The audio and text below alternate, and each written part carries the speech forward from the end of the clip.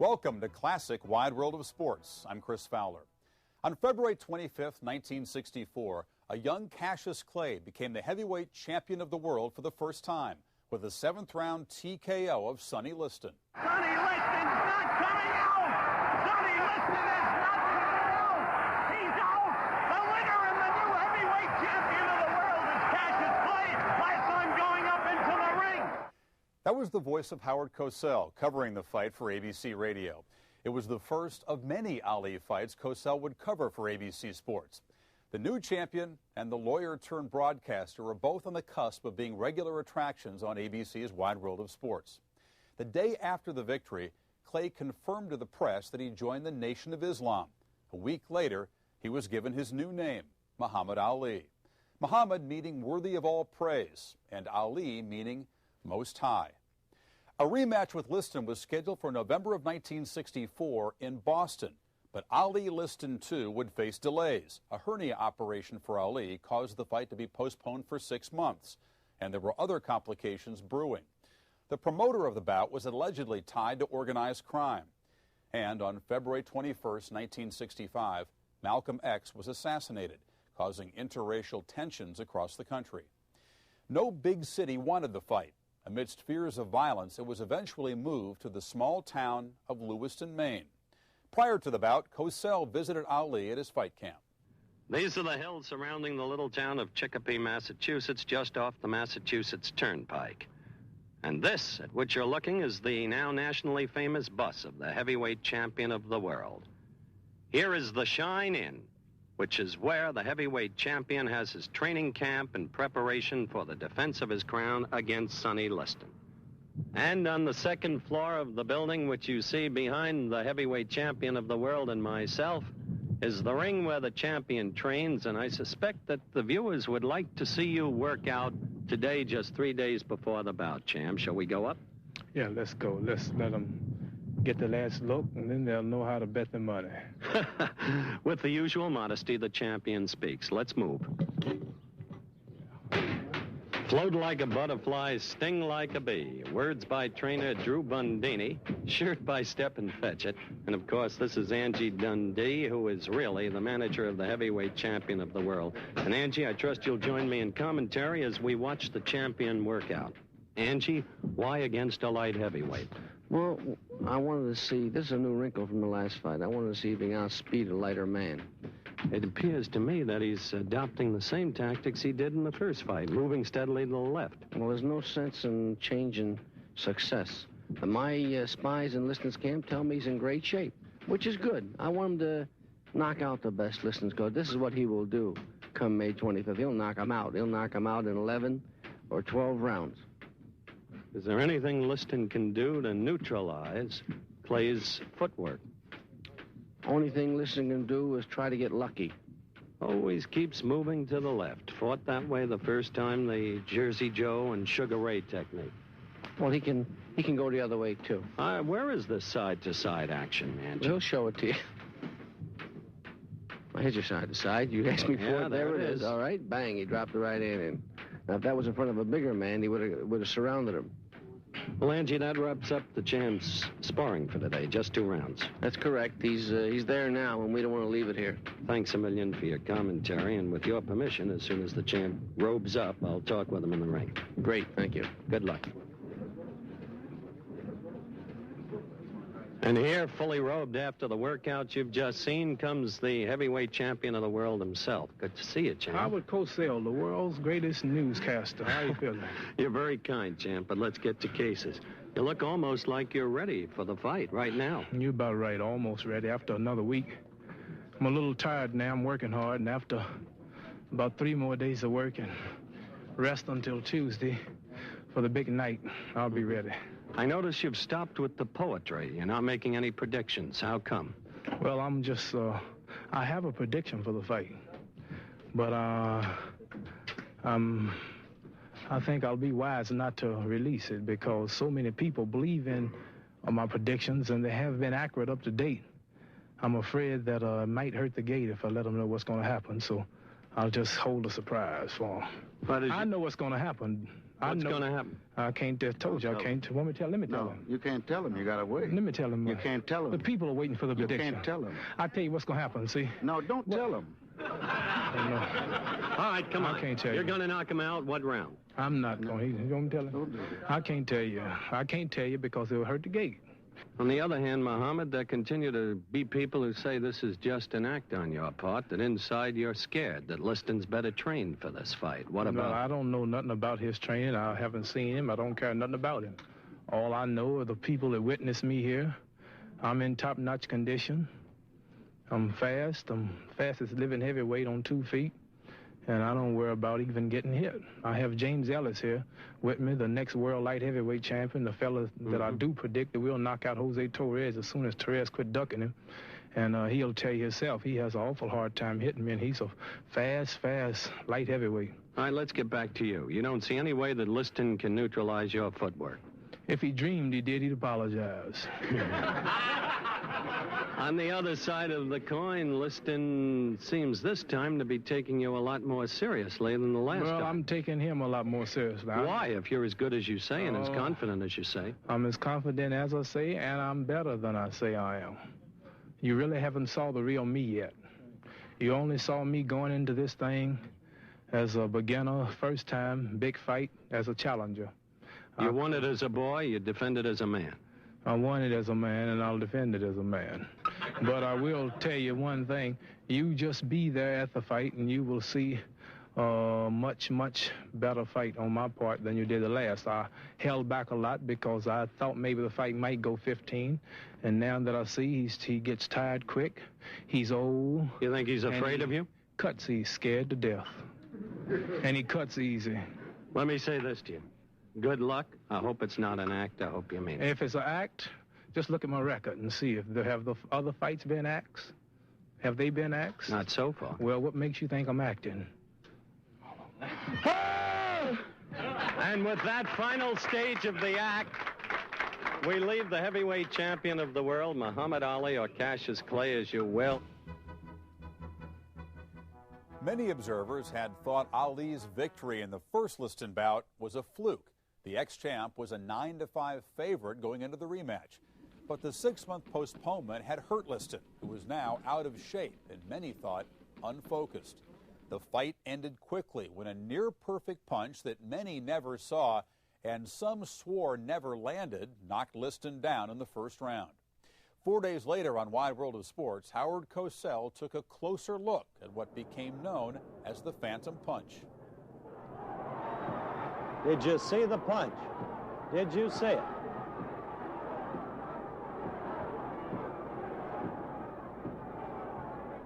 By the ABC clock, 1 minute 53 seconds was 10 seconds after Liston hit the canvas. Walcott never heard the official knockdown timekeeper. Liston never heard a count. Walcott leaves the fighters. Liston still has reflexes. Look at him duck.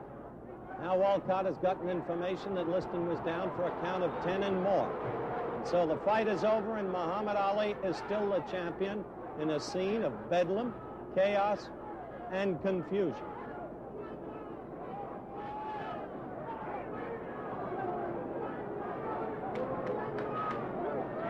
Ladies and gentlemen, the timekeeper counted out Liston in 1 minute of the first round, the winner by a knockout. And still, the heavyweight champion of the world, Muhammad Ali. Isn't that incredible that they should call it 1 minute? Off come the champion's bandages now.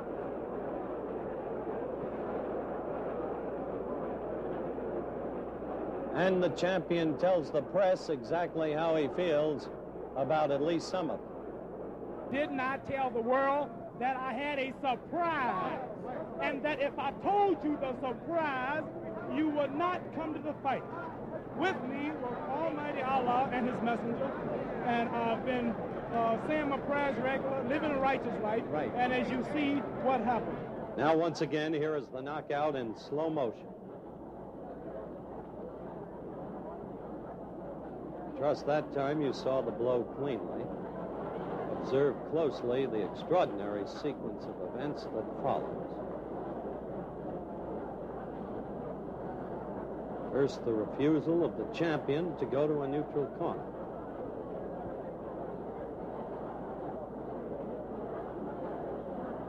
Now he apparently departs. Second, the attempt of Liston to arise. Apparently, he is unable to do so. Third, note the champion prancing about the ring. He has still not gone to a neutral corner.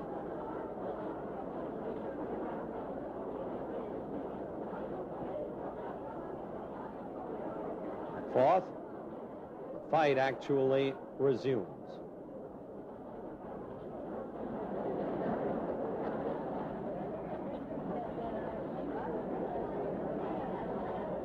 Fifth, as it does, the referee departs to answer a call from the official knockdown timekeeper's corner. Sixth, Liston still has reflexes.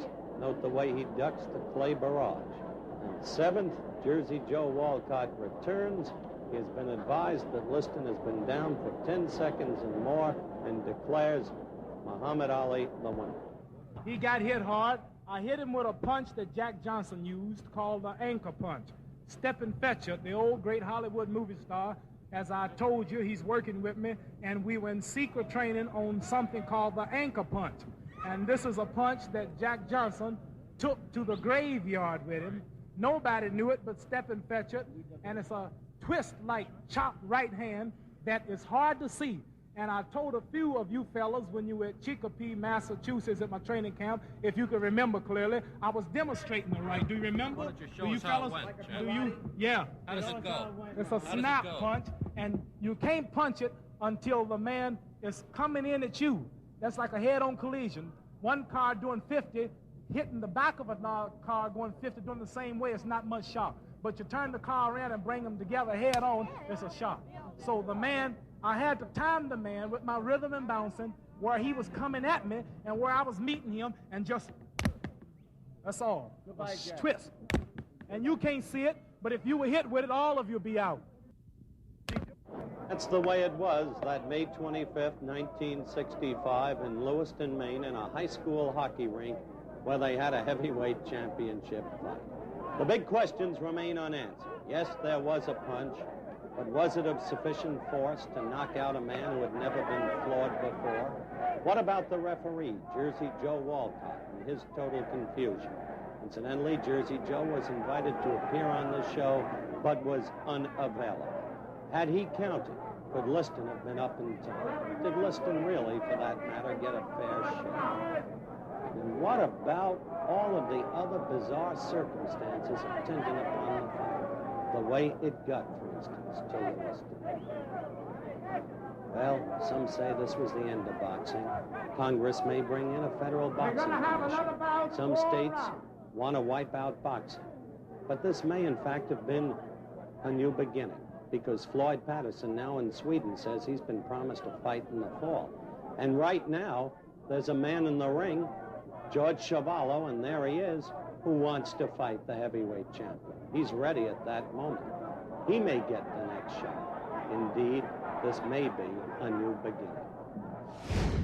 In November of 1965, Ali was ready to take on his next opponent, the 30-year-old former heavyweight champ, Floyd Patterson.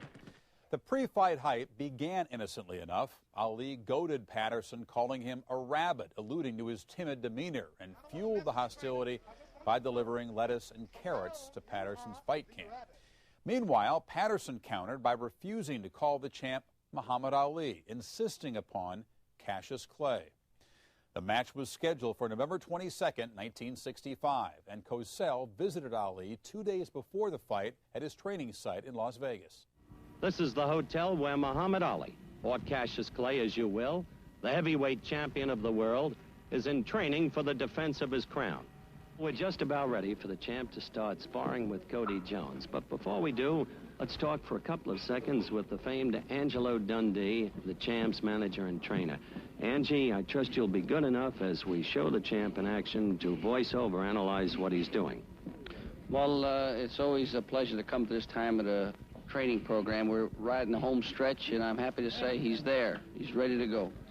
Well, here we go. It's the champ in the white trunks against Cody Jones and Angie Dundee. Suppose you take over. Well, I've got Cody slipping and moving forward, which I feel may be the style patterned by Patterson. As you see, he's moving and he's dancing, and he's in and out. The left hand is a big item. I think he has one of the best left hands in the business. It's a quick left hand, and he's in and out on you. What's astonishing is the way he's grown in the shoulders and arms. Well, yeah, he's maturing. Like I said, he's only 23, and a full growth of a heavyweight doesn't come till he's about 26. And he'll be fully matured at 26. There was a left hook right there. He missed it. Cody tried the leaping left hook and didn't land. Thank heaven. People still ask, why does the champion keep his hands down as he fights, as he did against Liston? Why? This is him. I mean, nobody's going to tell him how to fight. I mean, you can't knock success. He's been successful with it. How can you knock it? I'm not going to change it. I like it. Well, the champ's finished sparring, as you saw, against Cody Jones, and he's cooling off just a little bit, but with luck, we'll be able to get him over here. Champ? Yeah, well, if it's not the wonderful, marvelous, gifted one, Howard Cosell, how you doing? You're very kind, Muhammad. A gifted one himself. It's interesting to watch you work out, my boy. I hope that you're ready to hit Patterson with a punch that everybody in the house can see. Well, I hope that they will see this punch. This punch will not have the swiftness and the impossible seeing view like the other one did. Mm-hmm. How long will it go, this fight? I don't really know, Howard. I might get angry and get him in 30 seconds. I might let it go 6 or 7, give him a good punishment. I don't know what we might do. You told me you were changing your image. Now you're getting boastful again. Well, I'm not boastful. I'm just telling you I believe a boastful mean a person who thinks they can do something when they can't. See, I know I can do it, and I have done it. You think this boy will be a better opponent than Liston? I think he'll be a better opponent than Liston because I don't think he'll be crazy enough to come in after me like Liston did. And his style was successful with Chevalo, backing up, moving and running. I understand he watched the films between me and Liston, and he's trying to take that footwork of mine, so he might run for 2 or 3 rounds. And you think by the 3rd round he'll knock you out? No, it's impossible. Howard, if Floyd Patterson dreamed he knocked me out, he'd apologize. All right. You must be aware of the fact that Patterson has become a kind of sentimental hero in this country because of I want him to be the hero. I want everybody to cheer him, and I want them all to boo me. This gives me more strength, and it makes me fight harder, and the win feels much bigger when I feel that I have defeated everyone betting on him, too. So, I always love to be the underdog, the bad man. So he's the good American boy, and I'm the bad boy. I don't believe you really mean that. I can't believe it. Although, remember once privately you confided that Patterson has become, in effect, the white hope of this country. Do you still believe that? That's right. That's what he is. He's the Technicolor white hope. All right. You're the fight announcer. Describe for us, right here and now, for our viewers, the way this fight is going to take place, and look right into that camera as you do it. Well, I don't think that I have a poem concerning what's going to happen, but I would hate to reveal it because everything I say comes so true and it's so accurate until I'm afraid it would affect the gate if I actually tell these people what's going to happen. And I'm out for money, and we have a few $1 million predicted to come in the ticket box. And I'm afraid we have people in London and Turkey and all of these countries and Sweden who will be getting up at 3 and 4 in the morning. And I would hate for them to get up at 3 and 4 in the morning and to hear me, in other words, tell them what's going to happen, and then they won't get up. I understand your reluctance, but you've created a picture of yourself throughout the entire world that demands that you tell the viewers on Wide World of Sports exactly how this fight is going to be fought. You know the poem, I know it, recite it. Once Muhammad Ali began to emerge as a real presence in the heavyweight boxing scene, Cosell knew that they had a terrific chemistry. He wasn't sure where it came from, but he knew that Ali, even though he was uneducated, had a wit and a charm and a color and an energy about him that Cosell could feed from. And together they really were a duo, a combination that television and sports hadn't seen before. But this is for the people who won't be able to see the TVs. This is the people who will listen to the radio. And this is how a certain round of the fight will sound over radio. Go ahead. Ali comes out to meet Floyd, and Floyd starts to retreat. If Floyd goes back an inch farther, he'll wind up in a ringside seat. Floyd swings to the left, Floyd swings to the right. Look at the kid carry the fight. Floyd keeps backing, but there's not enough room. It's a matter of time. There Ali lowers the boom. Now Ali lands on the right. What a beautiful swing. And the punch lifts Floyd clean out of the ring. Floyd. Go on. The people there. Floyd is still rising, and the ref wears a frown, for he can't start counting till Floyd comes down. Now Floyd disappears from view. The crowd is getting frantic, but our radar stations have picked him up. He's somewhere over the Atlantic. Who would have thought when they came to the fight that they would witness the launching of a human satellite? Yes, the crowd did not dream when they laid down their money that Ali would retire Floyd and Sonny. You may not have heard... Yeah, what you think about that? I think you're extraordinarily brilliant. What you think about that? I want to tell our viewers, Muhammad, that you shall never qualify as either John Keats or Percy Bysshe Shelley, but I look for a good fight. Floyd Patterson's talking about what kind of champion he'll make. I understand he won't even talk to the press writers. He's somewhere hiding. He won't let you see him train every day like I do. The people saw more today for $1 than they did when I fought Liston for millions. For $1, huh?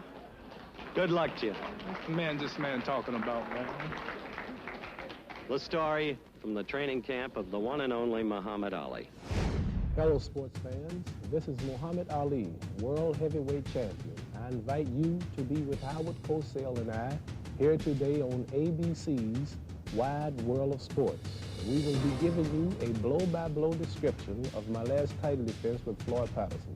So set closely your TV sets, close and tight, because this fight tonight is out of sight.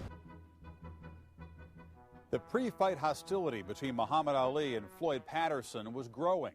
Patterson announced he wanted to reclaim the title for America, attacking Ali's patriotism and his conversion to the Nation of Islam.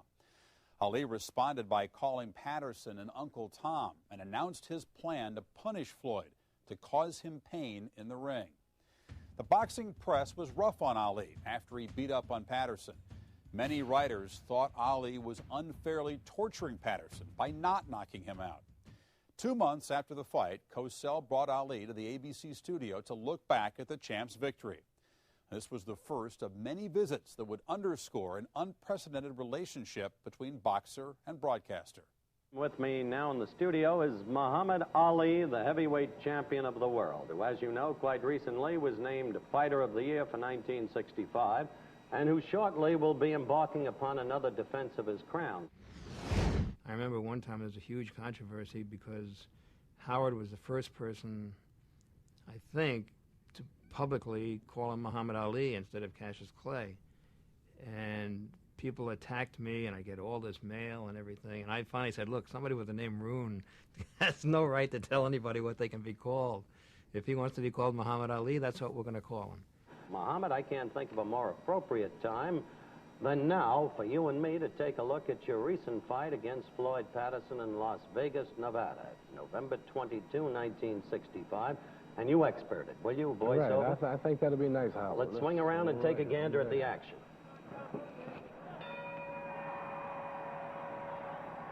My intentions this first round was to mostly move and warm up because I did get to the dressing room a little late. I usually have 15 or 20 minutes to bounce around before the fight, so I figured I would do it in the first round.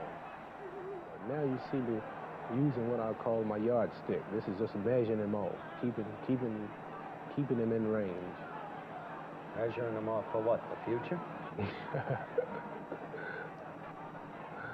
Well, I'm not here today to really criticize him. He was a good fighter. He did his best. All the publicity and the promotion's over. As you see, he's weaving and bobbing. He's got good head movement. What are you doing there at the end of round one? Well, stretching out, you know. Most people say he's bragging or he's saying I'm the greatest, but I was only stretching out. Did you know at the end of this round you could knock him out?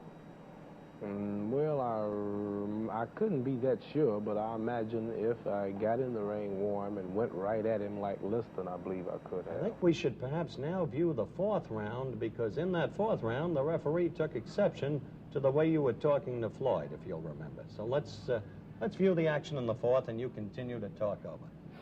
I see you're immediately talking to him. Yes, I was, Howard, and exactly every word I cannot remember. But I did tell him to come on and let's fight. You're letting all of your fans down. But he really took all of my best punches, Howard. He's really a good fighter. At the same time, I think even at this point, the way you keep talking to the boy, your contempt for him as a fighter is almost too open.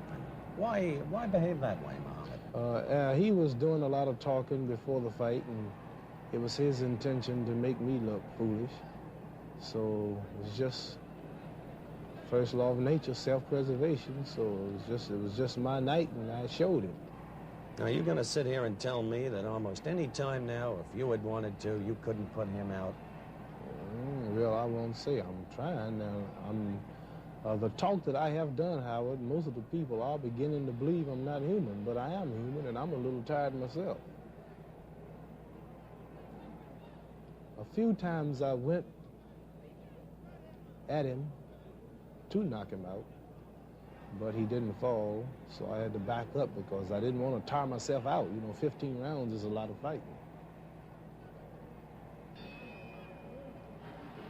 Well, there's your motion of open contempt. That's the end of round 4. Muhammad, I want you to take a good look at this round 6 as we begin to play it, and I want you to tell us why you didn't knock Patterson out then, even as you described the action, Muhammad. We're coming up now to round 6. Take over. Just missed the left jab. I just hit him with 2 uppercuts, 1, 2. Well, it's really too fast for me to talk and follow. Just hit him with a jab, another 1, 2. That was a hook, a jab, a right cross, a 1, 2, another jab, a right uppercut, a right cross, a jab. That's another 1, 2. I was too fast. I can't keep up with it. It's really hard to describe a blow-by-blow description of my fights. I imagine the man on the radio is really just guessing when he sees certain punches because it's really too hard you can't talk this fast. Now I'm still jabbing him and right hands, hitting him with everything in the book, but he just wouldn't fall. And any man, average man on the end of these would be gone. And he's still fighting, as you can see. He's still game. That was the end of round 6. And if you tell the truth now, the fight should have been stopped right now. It should have been stopped now, not in the 12th. He shouldn't have been allowed to go 6 more rounds. And his courage kept him fighting, how he should have quit right there, but he just had so much false pride. He just feels that he owes everybody everything. Nobody owes him nothing. He owes everybody. So he felt that it was his obligation to go out and take it if necessary. Round 7, Muhammad, and I want to see what you do here all over again. I want to know why you weren't more aggressive when you had the boys so bombed out. Well, Howie, when a man is whipped and in the physical shape that he's in now, when he's in a position to just go right in and hurt if he can, I think it's not worth the money. He's got a family, he's got beautiful children, girls and boys, and he'll have to live, and I wouldn't want to really hurt nobody just to please those people out there in the audience, just for their, I would say, just for their pleasure, just hurt another man, just outright. Well, aren't you telling me in a kind of way that you carried the boy at this point? Well, yes, I'll say yes, boldly to you here on the Nationwide TV, that I boxed him. As you see, I'm hitting him with everything in the book, but I just didn't throw it too hard because you would probably be one of the main ones to be on me if the man was hurt seriously. Well, boxing is brutal. It needs to be stopped. These fellows are dying. should make some type move to stop it. Now here I'm showing you a good boxing match, good art, just whooping the man, and now you want to condemn him for not cruelly killing him. So, in other words, I'm wrong if I do and I'm wrong if I don't. All right. You have to admit I'm right, Howard? You've answered the question, I'll admit Patterson's a nice fellow. He's a nice, humble, good, clean living boy. He means right. But as the fans view this fight and hear you talk, they see that you're not really throwing. They see me beating him, nice and clean, jabbing him, using nothing but boxing art, using my creative and scientific ability, and just getting away and beating him just enough to go, not really hurting him, which you see I could, and I think I should be rewarded for that. I think every fighter should take it easy on a man if he sees that you have a chance to seriously kill him or hurt him. But they don't praise me for this. They look and call me. They still say I should have knocked him out and I carried him as a fix. And then if I went on and seriously hurt the man, then you want to stop me because I'm brutal, I'm a killer. So I'd rather for you to talk about me carrying him instead of hearing you talk about me killing somebody. Because I'm wrong anyway, so I just may as well come out the easiest way I can. Muhammad, I would like to point up the courage again Patterson just Yes, showed he's got a lot coming of courage. He's got a lot of courage. He's taken all the punches, and I had to praise him after it because I know me. I know how hard I was hitting him. I know how regular I was hitting him. You've never seen no heavyweight fight in history where two fellows moved and punched like this. You've never seen it. And he took all of it.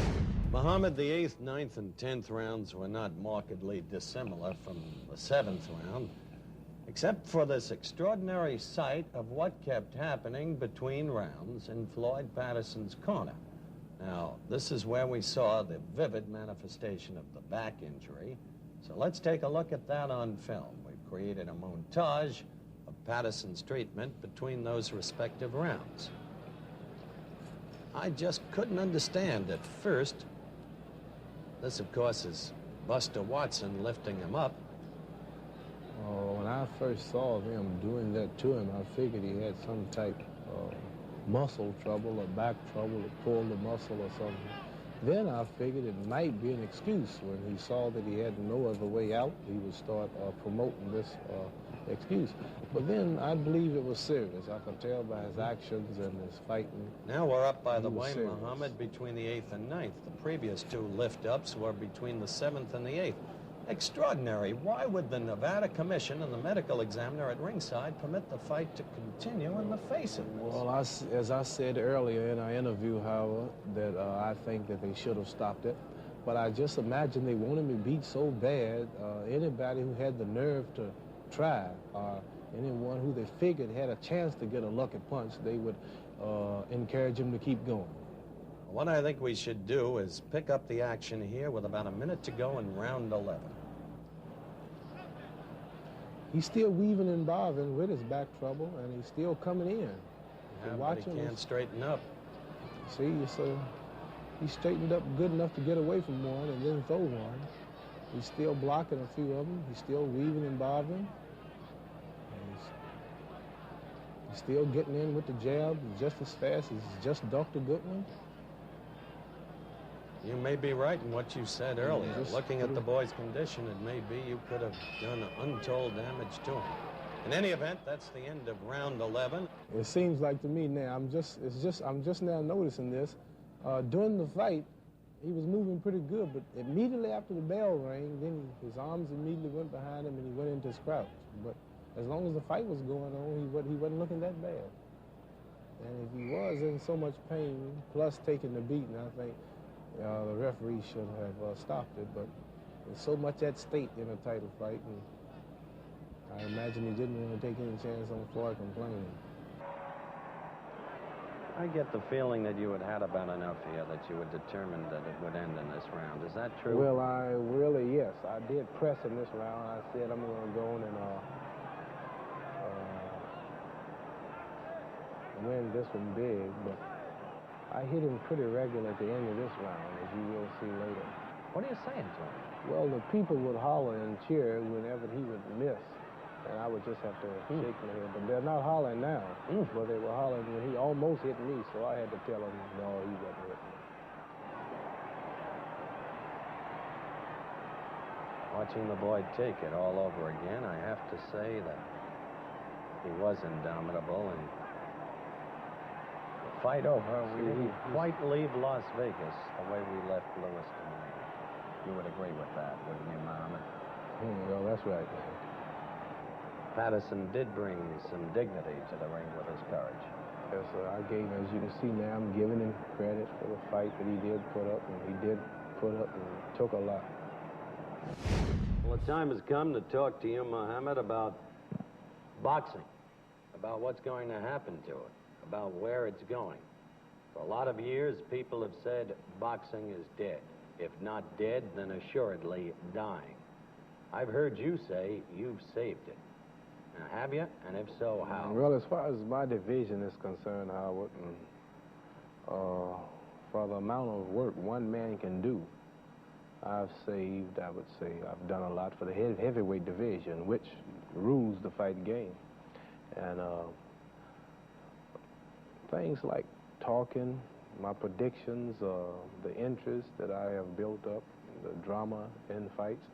And now I'm scheduled to fight 4 times this year, just in '66. Not 1 time a year like most fighters, but I'm fighting every 4 months from here on out. On the other side of the coin, you say you've provided this lively image for the heavyweight division. No secret about this. A lot of people feel that you've provided a very bad image for boxing because of your religion, very honestly. It's a minority group that you belong to, and a lot of people object to it. That couldn't be a bad image because most fighters in the past and olden, the Jack Johnson, the Jack Dempsey days, you see the fighters, they come in on the bar with 2 blondes in each arm, pretty girl here, run the drinks around the bar. They're having a good time. Many of your few of your heavyweight champions even were known for training on drinking beer. Many of them have been in all type scandals, moral and all type, and I'm not a person who's involved in none of these. I'm a strictly religion person who professed the religion of Islam, which is believed in by a good 400 million people or more. And I don't see why this would make me bad. I'm not in the racial disturbance you have today, such as forcing myself on people, leading marches, and I don't see where I'm such a bad champion. Well, you don't see where some people could accuse the Muslim groups of being hate groups or terrorist groups. No, sir. You've never seen any evidence of this? Well, you haven't either. You can't find nowhere in history or the present where you can be justified in saying that the followers of the most honorable Elijah Muhammad is a hate group. We are the victims of hate. Just the black people in America in general are victims of hate. We cannot be taught to hate as they say he do. I think if a person can be here for 400 years suffering what the American so-called Negro have suffered, the murders that was just committed in the South, and 30 or 40 of our people who were shot down in the street of Los Angeles by Army equipment and war equipment, I don't think you can call us haters because we want to separate from these people who are continuing doing this. This is just good, and a man's a fool if he don't want to, but we're not haters. You understand we're that this victims is your of hate. opinion. This is the truth, what I'm saying here on this nationwide you see TV it. show. This is the truth as the world see it. The I understand that. Newspapers admit it, and you see it when you watch the TV. Now, let me get to a final question. Back on boxing. I brought up the religion because it is a part of your boxing Anything image. you bring up, I'm willing to talk about. What solidified the relationship between Ali and Cosell, I think, was the fact that Ali understood that this very strange guy asking these very eloquent, wordy, sometimes ponderous questions was providing him with a unique stage. And of course, what made it work for Cosell was when he realized Ali could hold his own with Howard's massive ego and intelligence. All right. When they write the history of the heavyweight division, the final history of it in boxing, what will your place be as you see it? Well, I might go down in history as being the highest publicized fight in the history of the fight game. The most talked about, The most, I would say, probably controversial, the most loved, the most hated, the most misunderstood, the most... Will they rate you with Dempsey, with Tunney, with Lewis? Oh, I've surpassed them already.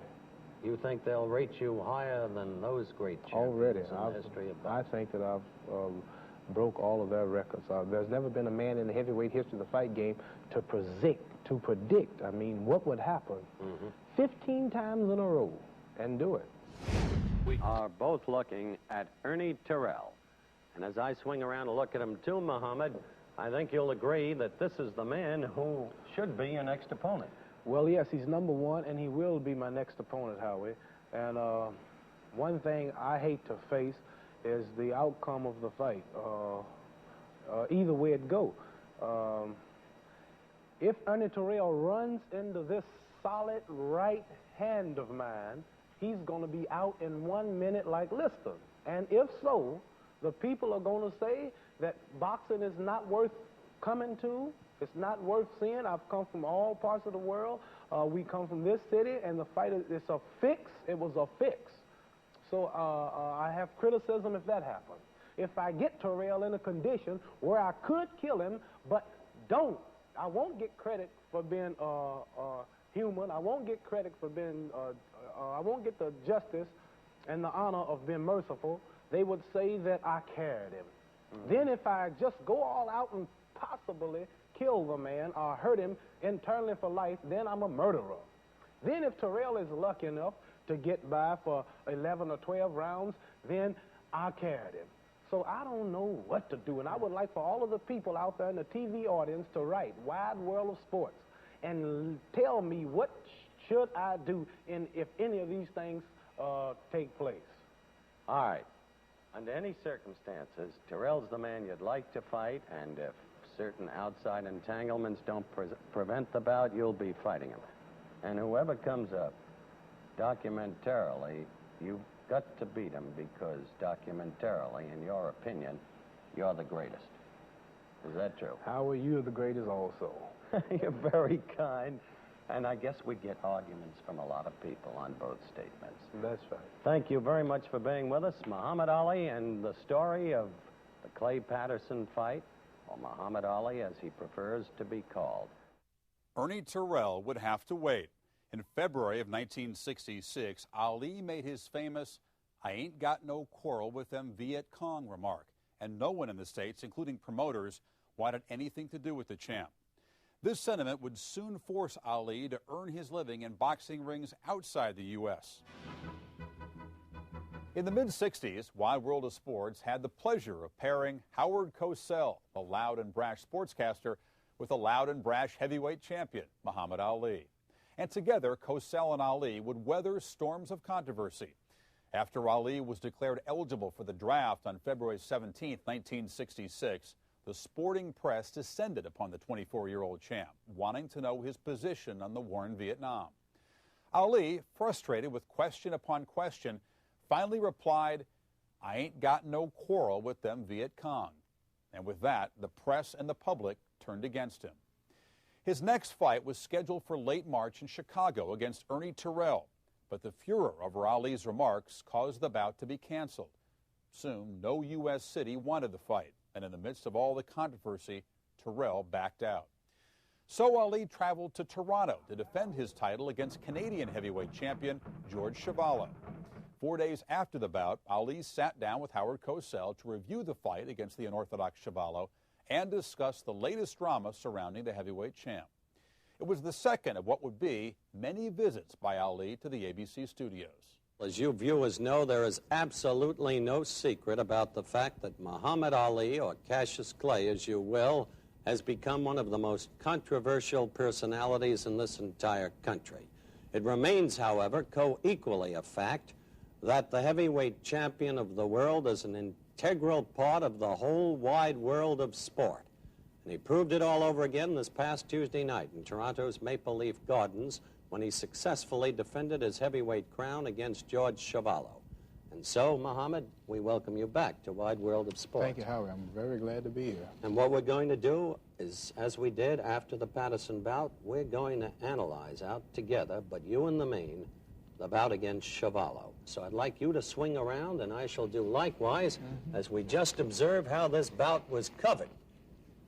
For instance, the greatest sports journalists in the world, Arthur Daly, syndicated columnist of the New York Times. There's Jimmy Breslin of the Herald Tribune. Jesse Abramson, also of the Tribune. And finally, Walter Red Smith, the great syndicated columnist. This is an amazing thing we're about to see, Muhammad. The staring battle that will be coming up. Tell us why you did it and what you were really doing. Well, I just like to look my opponent in the eye and concentrate on winning the fight. And it's just a thing that I do. You actually think you can scare a man? Not really, but I can look right through him and just about figure out what he's going to do, and I could see that this was going to be a tough fight, and it later proved to be. As soon as the fight started, I knew that the fella's tough because Floyd Patterson couldn't knock him out, and Eddie Terrell hit and ran for about 15 rounds. He couldn't knock him out, and he's never been down, so I knew he was tough. By this point in the fight, did you feel that your control of him was sure? Well, yes, in a way. But you never can tell what can happen in a heavyweight fight. He could butt me, or he could hit me low, or I could get cut. Anything could happen. You seem to have been occupying your mind with his unorthodox tactics. That's right. I was throwing a lot of body punches, but most of them hitting the side of my arms. And a few low blows, too. But I had a good piece of protection on, and that's the only thing that really saved me. And here's where you begin to tag him with flurry upon flurry. Remember this? Right. But he's still standing. He wouldn't go. I had to give it to him. Me, myself, however, I don't believe I could take the punishment. If a man beat me like that, I believe I would just have to quit. But he could take it. That was the end of round 3, and you threw that disdainful motion. Well, I was a little angry at all of those low blows he was throwing, and no one saying nothing, and it is illegal, and the referee and all the crowd of 14,000, no one booing him for it. Let's take a look at some of the slow motion, stop freeze, and straight fluid action in a montage of low blows. This is the second round.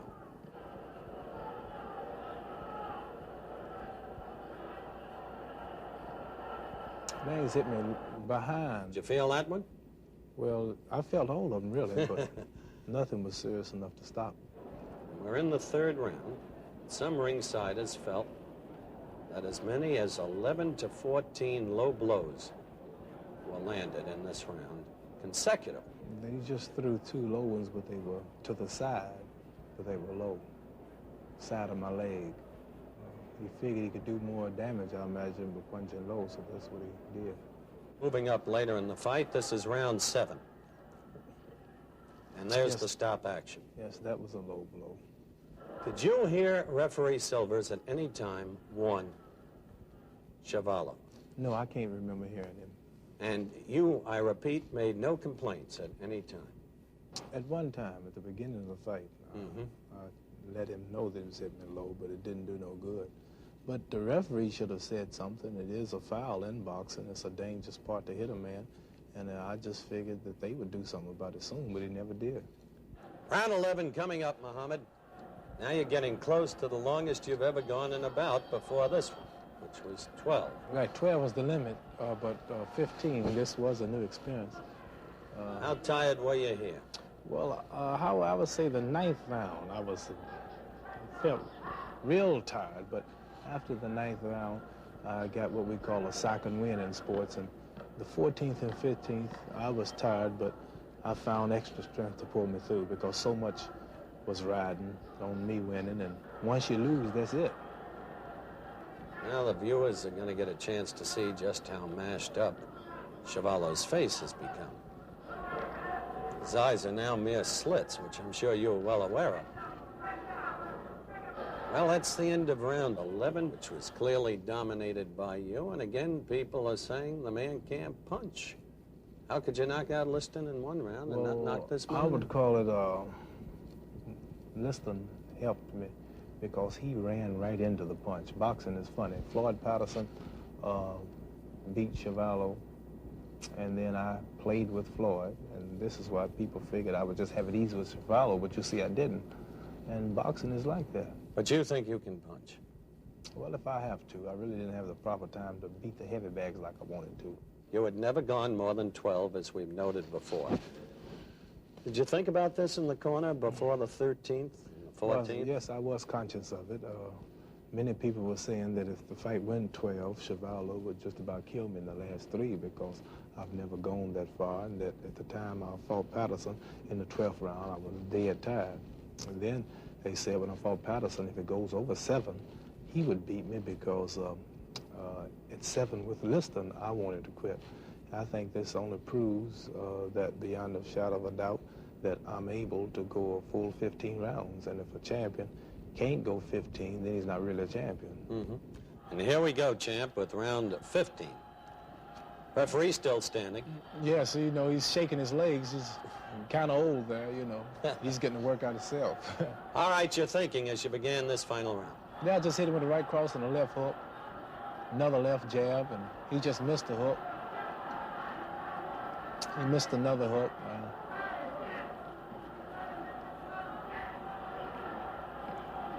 You're trying to show that you're not tired. Well, you have to look impressive because the judge are watching. And I was a little tired. I was really tired, but professionals have a way of making it look like they're not. And you see him hitting me low but behind. And the next time I fight George, if we do have a rematch, I'm going to have a protection cup made twice this thick. He's going to need protection for his right eye. Look at the way it's bleeding Well, there. it's just natural, but it's nothing really serious. Right now, I was saying to myself, this is the toughest man in the world.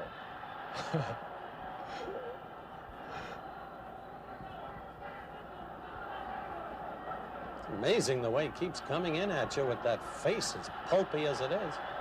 Yeah, some lady, I understand, saw George come out of the ring. He had a few bruises. She said, my gosh, that Chuvalo is tough. And her husband said, no, that Muhammad Ali is the tough one. Yeah. Well, it's over now. I want to get to the question of the low blows again with the referee in the ring immediately after the bout. You haven't seen this Oh, did you interview. talk to the referee? Yes, sir. We're going to see it right I'm after. anxious to see what he had to say. We'll see it in just a minute. All right, it's just been announced a unanimous decision for Muhammad Ali. He retains his heavyweight championship of the world. This is referee Jackie Silvers. Jackie, how many times during the fight did you warn George Chuvalo for hitting low blows? Well, knowing the kind of a fighter that George is, and knowing that's the only way that you're going to have something for your money, if it doesn't hurt the guy, I ignore it. See, if it's a kind of a punch, a going away punch, but it hits the guy low, it doesn't mean a thing. You know what I mean? But when he did, I'd say I must have warned him three times anyway, maybe possibly 4. But you are implicitly saying that many low blows were struck that you ignored. That's right. That's true. Well, I mean, they were thrown, and of course, as Muhammad was moving away, they landed low, which actually is not a low blow in the true sense of the word. I mean, I'm talking about a punch that is sent deliberately to hit low, three times. But there was a lot of punches that Muhammad was moving, and he was thrown to the belly, and it landed a little bit low, which is actually very, very unimportant if you want to see something for your money. You didn't feel that Chuvalo's whole tactic was to strike low blows with continuity? No, definitely not. Well, now you know what the referee was thinking about, Muhammad. That's right. Now, I noticed you defend me pretty well. I want to thank you for it. No, that was a reporter asking the questions that we felt had to be asked at the time. Now I've got to ask you questions. I've got to ask you, first of all, about your personality. You seem strangely subdued. You trying to create a whole new image? I mean, what do you mean by subdued? Quiet. Well, not outspoken, said, not making a lot of noise. I've said many of times and in the past that I'm just not campaigning like I used to, saying I am the greatest, I'm this, I'm that, he's going to fall in this round, that round. The atmosphere is not right for it. I'm the champion now, and there's no need for it. I've said that many of times. Do you really want to fight Cooper next? Well, probably Henry Cooper or Brian London, Terrell, if he can get out of the little trouble he's in. Mm-hmm. But whoever offers us the most money, that's the main thing, the money. You don't seriously regard Cooper or London as worthy opponents. Well, I believe they are. I told the people that George Chuvalo would probably go 15 rounds. He would give me a tougher fight than Liston, Patterson, and Terrell, I believe. And as you see, he did. And I couldn't knock him out.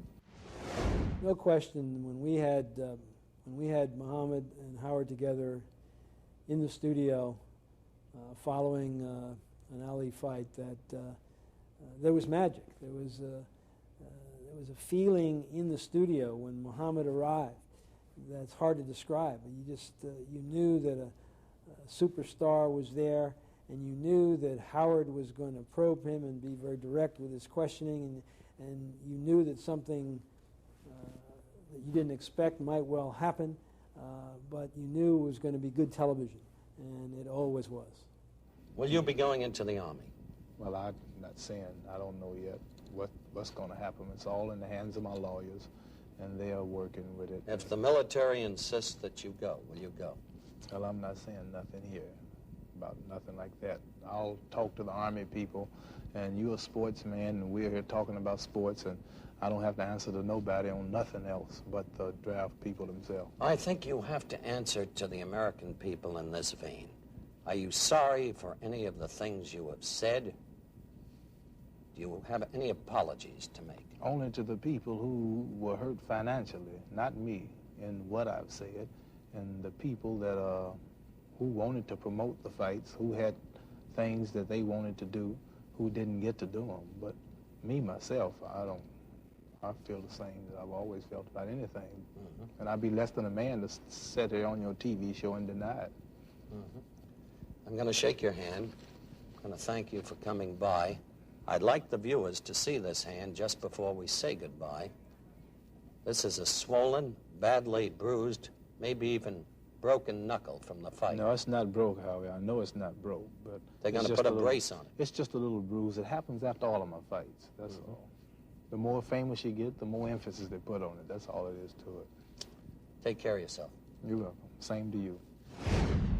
Still ostracized in the U.S., the controversial Ali headed overseas to find opponents. Between May and September of 1966, he defended his title 3 times, all in Europe. The first was a rematch with Henry Cooper, a huge event considering the British heavyweight was fighting for the title on home soil. Cooper made headlines when he scored a knockdown in the 4th round against Ali in their first fight back in 1963. Ali won that fight with a TKO in the 5th. Some thought Cooper, with his strong left hook, had a legitimate chance against the champ, and there was some doubt about Ali's punching power and killer instinct. Cosell was on hand in London with the pre-fight coverage for Wide World of Sports in May of 1966. In Hyde Park, London, every morning at 6:15 a.m., the champion ran.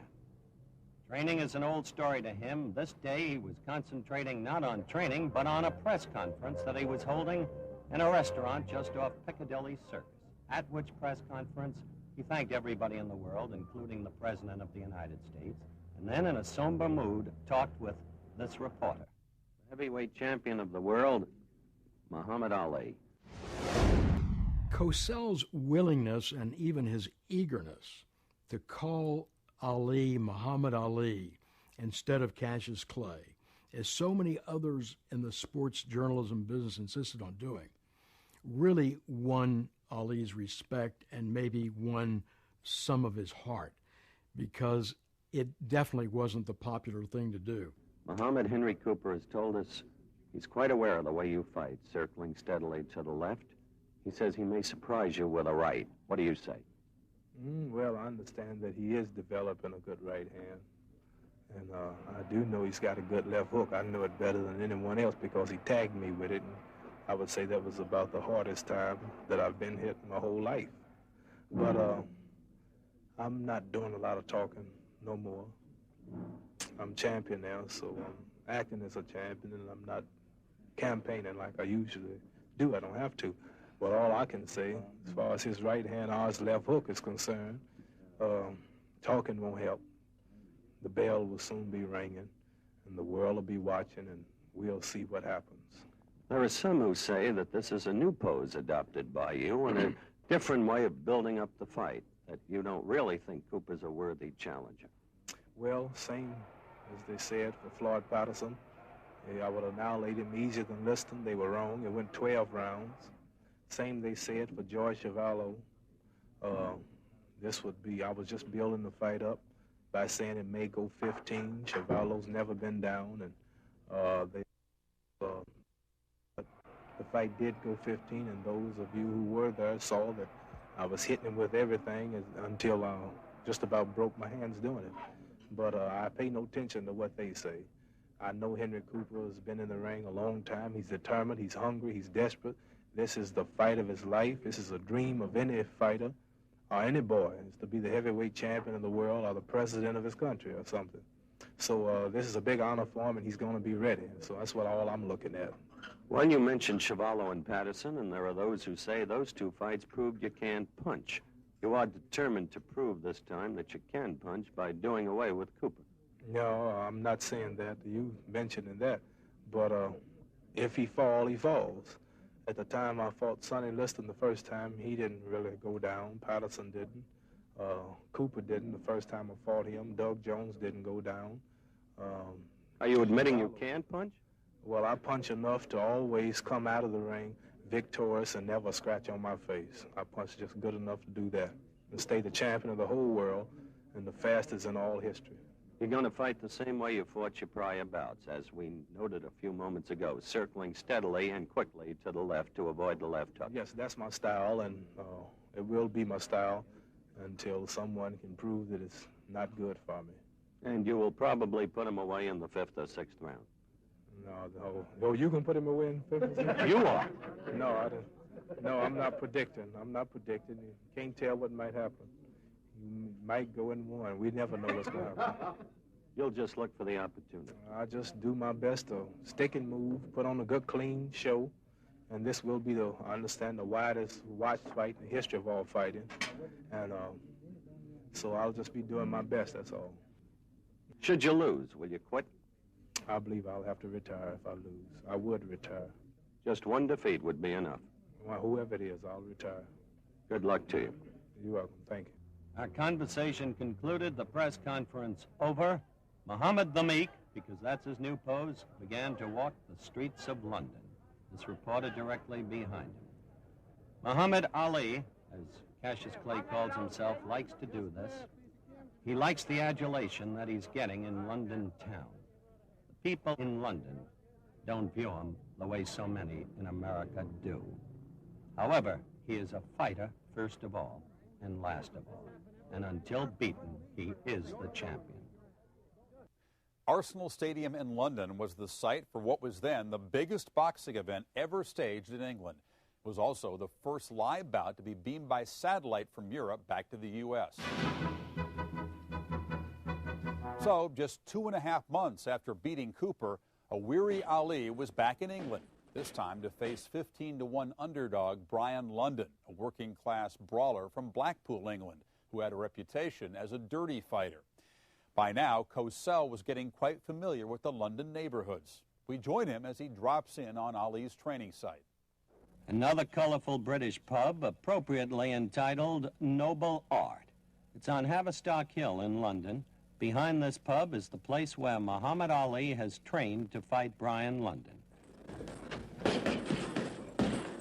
champion has been working much with the heavy bag to get his hands in shape. He did not do this for the Chuvalo fight and paid dearly for it.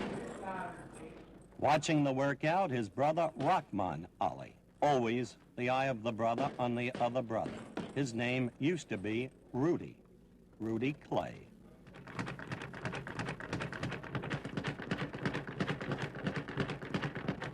The quickness of Clay's hands on the light bag is always a thing to behold, always a thing to attract the crowd.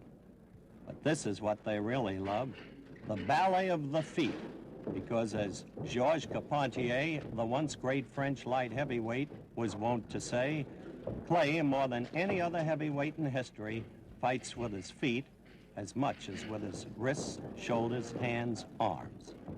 the champion is apparently about to conclude his final workout prior to the London bout. Let's see if we can get him over here. Muhammad, you all set? Yeah, I'm really ready for this one. You're ready for this one, but I have to question whether or not, despite the opponent, you're ready for the London bout. There's been an observation here that you look a little too fine, a little tired of fighting. Well, I'm not really tired. I just started training a little late, and I had to rush it, and I wasn't getting enough iron in my food for the amount of work that I was doing, so I've been taking a few iron tablets, and I'm back to normal. Are you telling us, in effect, that you're coming into the London bout in something less than good condition? Well, I will be in top condition, I hope. It was a emergency thing, the way I was training, but as you know, I just got through fighting Henry Cooper and a little rest. The next thing I know, I'm back over here. It seems like yesterday. And immediately after this, we go to Frankfurt, Germany to fight this Carl Miltenberger, and that's 5 weeks later, so I don't want to really burn myself out because I'm fighting more often than any heavyweight champion in history. That's true, but the British press gives a different reason for your apparently lackadaisical performances and not sparring frequently. Well, Henry Cooper's been coming to the gymnasium, and a few of Brian London's spies understand that they're taking films of him every day and punching the heavy bag and shadow boxing and boxing with my sparring partner, James Ellis. They're taking films of everything and they're taking them back to London. And a few of the hotels we've done a few of the workouts we've done in the hotel, and we don't want these people to know too much, but you know as well as I that they say this is part of the champion's build-up of London, because Cooper beat London 3 times and Patterson knocked him out. How can you take him seriously? Well, you can't pay no attention to that. When a man fights me, he's fighting for his life. It's the biggest thing that can happen to him. If he ever beat me, he might be the next Prime Minister of London. You can't tell. So I have to really be ready. They said George Chuvalo would be nothing, and Chuvalo turned out to be tougher than Liston, Patterson. As far as knocking him out is concerned, they went the limit. So I'm not paying much attention to him. London's tough, he's rough, he's in shape, and I have to be in shape to even stay in the ring 15 rounds, even if I'm winning. You mentioned Chuvalo, and there are those, of course, who liken London to Chuvalo because he's supposed to be a mauler, a brawler, and not necessarily a clean fighter. Hard to knock down, and you're right, he's got a habit of butting and doing a few things that's illegal. But my speed and my talent should overcome all of that. How long will it take you to knock him out? Well, I'm not predicting how. I'm tired of saying the world know now that all of my predicting days over. So we just hope for a good fight. And as you know, he's doing all the talking now. So he's going to really be fighting to back it up. So I expect a good fight. You repeat that if you lose, you'll quit. Any man that beats me in the ring, whether it be Brian London or Miltenberg or whoever it might be, we will retire that night. Can any man beat you? In your heart and mind, are you capable of being beaten? Well, I never really thought about it, Howard, but I'll leave it up to you. Do you think I can be whipped? Only if Jimmy Brown goes into the ring with you. Jimmy's the greatest in football. He's the best in football. He will admit that, and I'll have to admit that I'm one of the best in boxing. Just one of the best. Right. So you have changed. I'm just being myself, Howard. I'm letting you do all the talking and popping off now. Have a good fight. Good luck to you, Muhammad. All right. Just over a month after beating Brian London, Ali was defending his title in Frankfurt, West Germany, where he was a 10-1 favorite against the European heavyweight champ, Carl Mildenberger. Let's join Howard and Muhammad and a few young Germans taking in the riverbank ambiance in Frankfurt, September of '66. This is what the champion sees every day when he leaves the gym. The historic landmark of the city of Frankfurt, the dome of St. Bartholomew's Church. Here on the banks of the colorful Main River in the heart of Frankfurt, West Germany, is where the champion comes every day after his workout. And as you can see, the children gather and he has an awful lot of fun with them. In fact, he's become the world's #1 world traveler, haven't you? Well, yes, I imagine why you say this, because my last 3 fights are here in Europe, 2 in London, England, 1 here in Frankfurt, and I believe this is as far as I can go in Europe, here in Frankfurt, Germany, and after this we'll return to the States to fight. And not only am I the world traveler, you also, I imagine, the #1 world traveler sports announcer, because of me fighting in all these European countries, you are getting a chance to see the world free. You know something? I never thought of that. something to think about, Howard. And you should quit asking me so many tough questions all the time, because after all, I'm showing you the world, man. Ali genuinely liked Howard Cosell. He felt that he was a professional, which was important to Muhammad. He felt that Cosell was sympathetic to him and the political positions he took. Cosell was one of the people who early on called him Muhammad Ali, which Ali, of course, appreciated. And Cosell, he more than liked Ali, he adored Ali. Mildenberger, is the southpaw style really a problem? Oh, that's not too tough. I think he shouldn't be a problem. Maybe for the first 4 rounds, when he has his stamina and his energy, and he may be pretty tough. But after, I have 2 sparring partners here now. I'm getting used to the southpaw style, and I believe he might give me a little trouble for 3 or 4 rounds, but after that, we shouldn't have no trouble.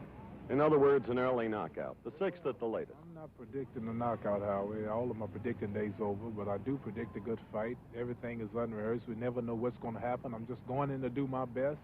And if we see the opportunity early, we'll get him. If we see it late, we'll get him. But I'm not looking for the fight to go to distance. But if it do, I'm sure that I would win it. Seem a little cocky this time, maybe a little complacent. Maybe you regard Mildenberger as the bum so many of the sporting press seem to think he is. Well, I'm not being cocky, Howie. I'm just confident, and I really am confident, and I really believe that I'm ready. I'm in top-notch condition. I'll be about 7 pounds lighter than I was when I fought Brian London, much faster. And I don't consider him as a bum. Some German reporter asked me the other day, don't you think that you're just picking on bums and you choose the bum when you choose Mildenberger?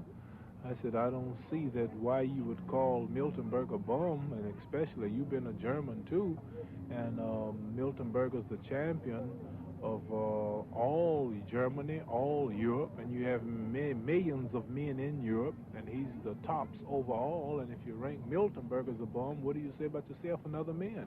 Then he said, well, you're right, that makes a lot of sense, and he took it back because he didn't want to be called a bum. But Mildenberg is the champion of all Germany, the champion of all Europe, and he is the 3rd ranking heavyweight in the United States and the world. So what more can I do but fight the top men? Good luck to you. Thank you very much. And don't fall in the water. Oh, thank you. That's sure. Okay, kids, come on in. You can get your autograph. And so, as we began it, on the banks of the River Main in Frankfurt, West Germany, the champion of the world. Howard Cosell has become quite a regular at Ali's training camps. As the champ prepares for the German southpaw Carl Mildenberger, Cosell and Angelo Dundee are on the scene. The champion is now sparring with a British southpaw, Jack Bodell. I'm going to ask Angie Dundee to take over and tell us what he's doing. Well, you're looking at the champ right now in the best condition he's been in since his last 3 fights. It's hard to say because he won all of them, but he's at his peak. This is not a bad exchange. He's given the champ a workout. Always giving him an excellent workout, and he's giving him what I want. He's pitching at him from the wrong way because he is a southpaw. Now, are you worried about the champ trying to change his style and move to the right? Notice he's been moving a little to the right during this workout instead of his natural style of moving to the left. No, he'll move to the left like he did then. He'll naturally move to the left. And I think that'll counteract any southpaw slants. Now, the hook is what we're working on also, because a southpaw is susceptible to left hook, not only right hands. You worried still about a foreign country decision against you? Well, you know I am, because here I'm in a foreign country. The fellow's going to be for a hometown crowd.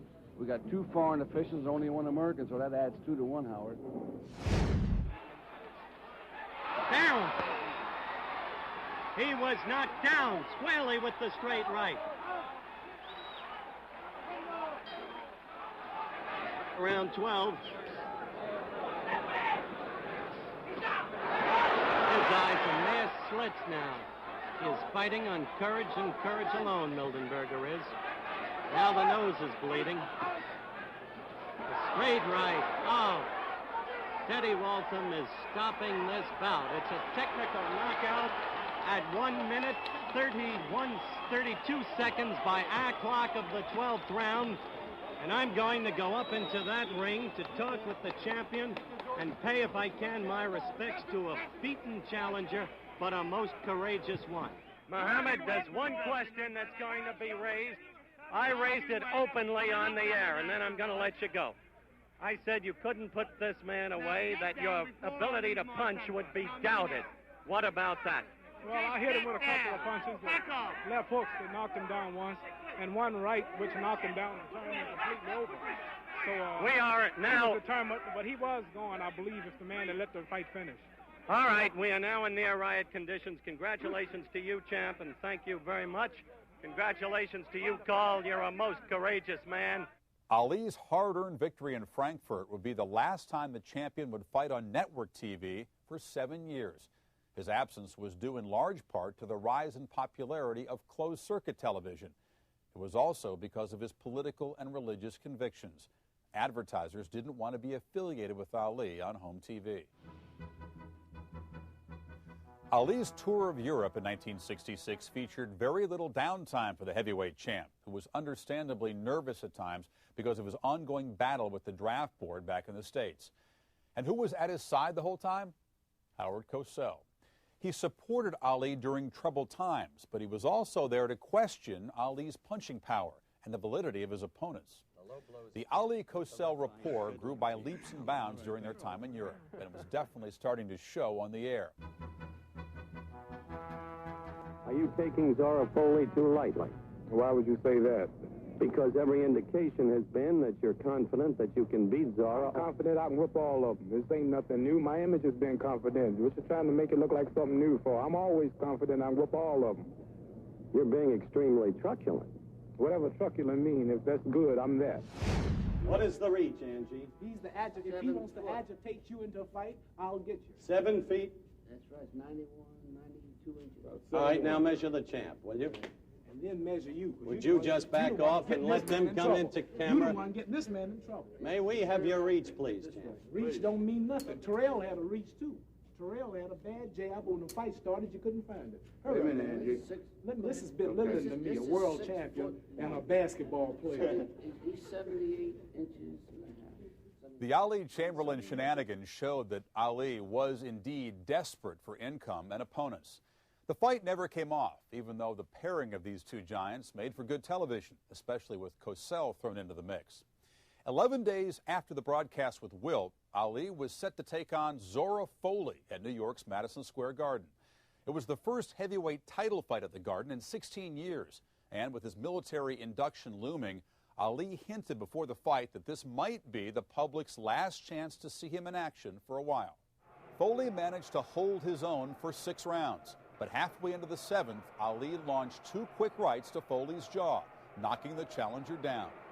It was Ali's 7th title defense in 12 months, and his last fight before going public with his official position on the draft. On April 28, 1967, Muhammad Ali refused induction into the U.S. Army. Through all the worrisome litigation following his refusal, he remained confident that justice would prevail. Cosell, meanwhile, was outraged that Ali would be denied his due process when boxing commissioners around the country immediately stripped him of his boxing licenses. An indictment by a federal grand jury would follow in May, and it would be 3.5 years before Ali would fight again. Suddenly, boxing's most charismatic fighter was gone. During that enforced period of idleness, Ali may have been quieted, but Cosell continued with his very vocal support of Ali's cause. When Muhammad Ali refused induction into the armed forces on the steps of the Houston courthouse, Howard Cosell was about the only journalist in America that took the position that Ali was being denied his constitutional rights. Ali clearly knew that, clearly respected Cosell's stance on it, and I think it surely solidified the relationship between the two of them forever. Meanwhile, professional boxing carried on.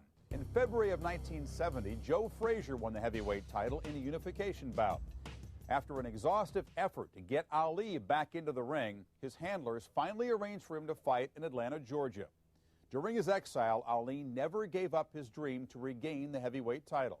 Now, in order to fulfill that dream, he would have to defeat Joe Frazier. But as he began the pursuit of that goal, the question on everyone's mind was whether Ali could ever be the fighter he once was. It became the paramount question because he will be allowed to fight, apparently, in Atlanta, Georgia on October 26th against Jerry Quarry. And as a precursor to that bout, as most of you know, he was allowed to fight 8 exhibition rounds at Morehouse College in Atlanta on September 2nd past.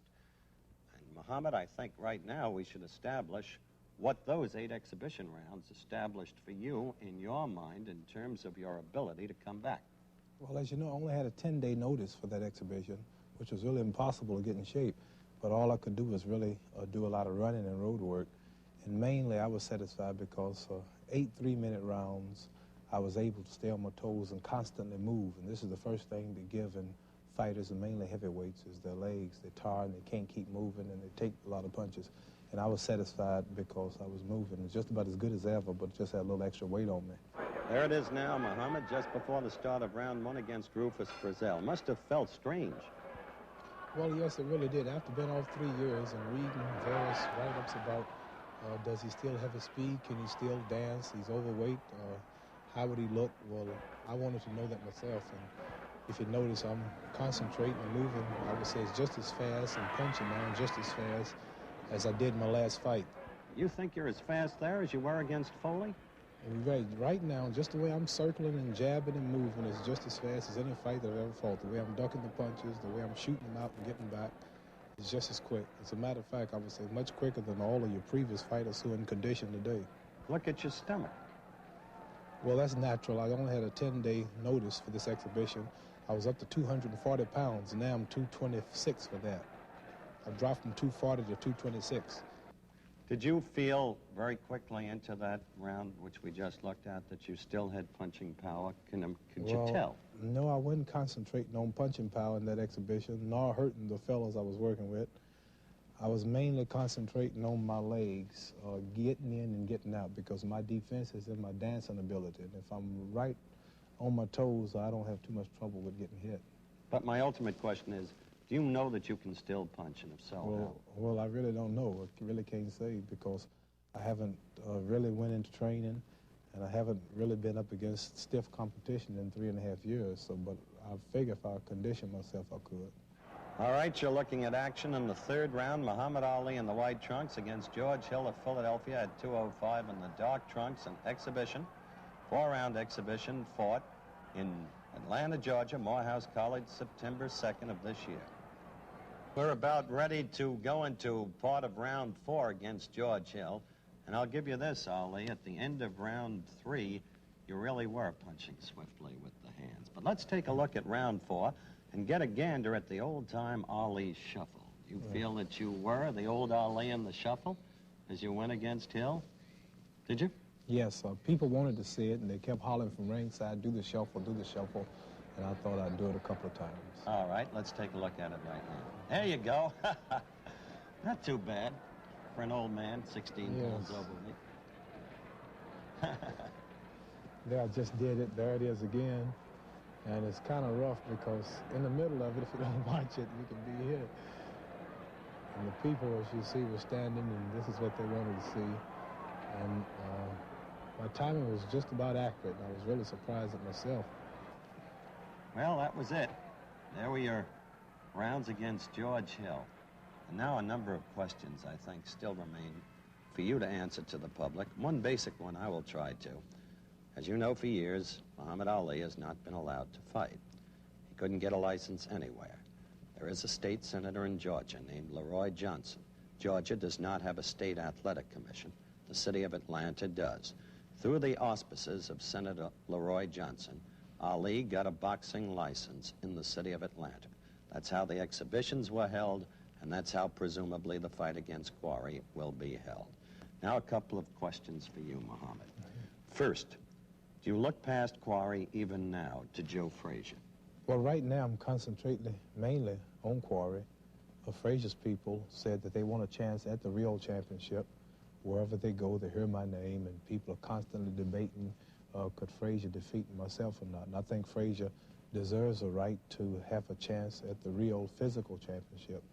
Right now, Quarry's on my mind, but they have said, Frazier's people, if we get a license and can prove that we can fight, then wherever it is, they will be there. So this fight would mean a lot if it could go off, and then Frazier could finally meet me for the showdown. Well, could you beat him? To beat him, you'd have to be the fighter that once you were.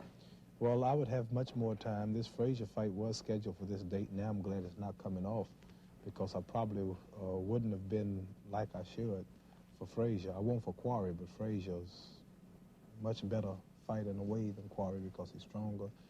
You need better conditioning. So I would say I think I would have enough time to get ready for Frazier. All right, with that out of the way, do you regard yourself as a kind of living Jack Johnson, all of that which has happened to you?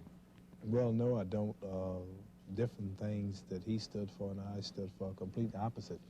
But I would say, in a way, Jack Johnson was a fighter that he was in exile for a while, and then they found the Great White Hope, as they called it, to fight him, and they caught him when he was out of shape. And then he fought in an odd place. Well, isn't that like this situation? You out of shape and Jerry Quarry?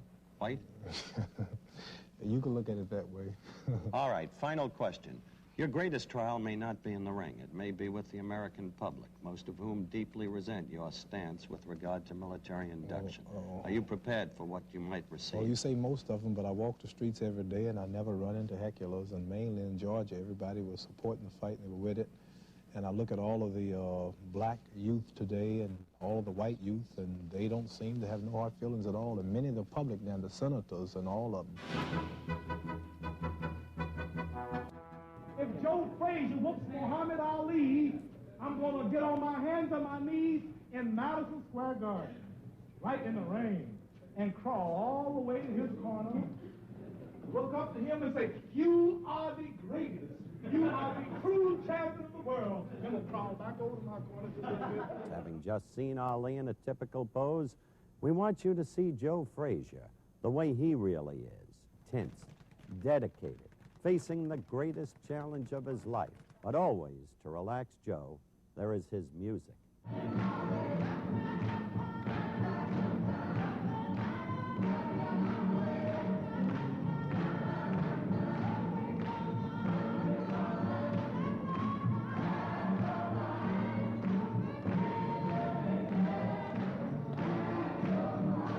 I think I can whoop Joe Frazier. This might shock and amaze you, but I will retire Joe Frazier. It's the biggest fight because for the first time you've had a witty, quick, fast-talking heavyweight champ. When the most of them ask him the question, "How do you feel, champ?"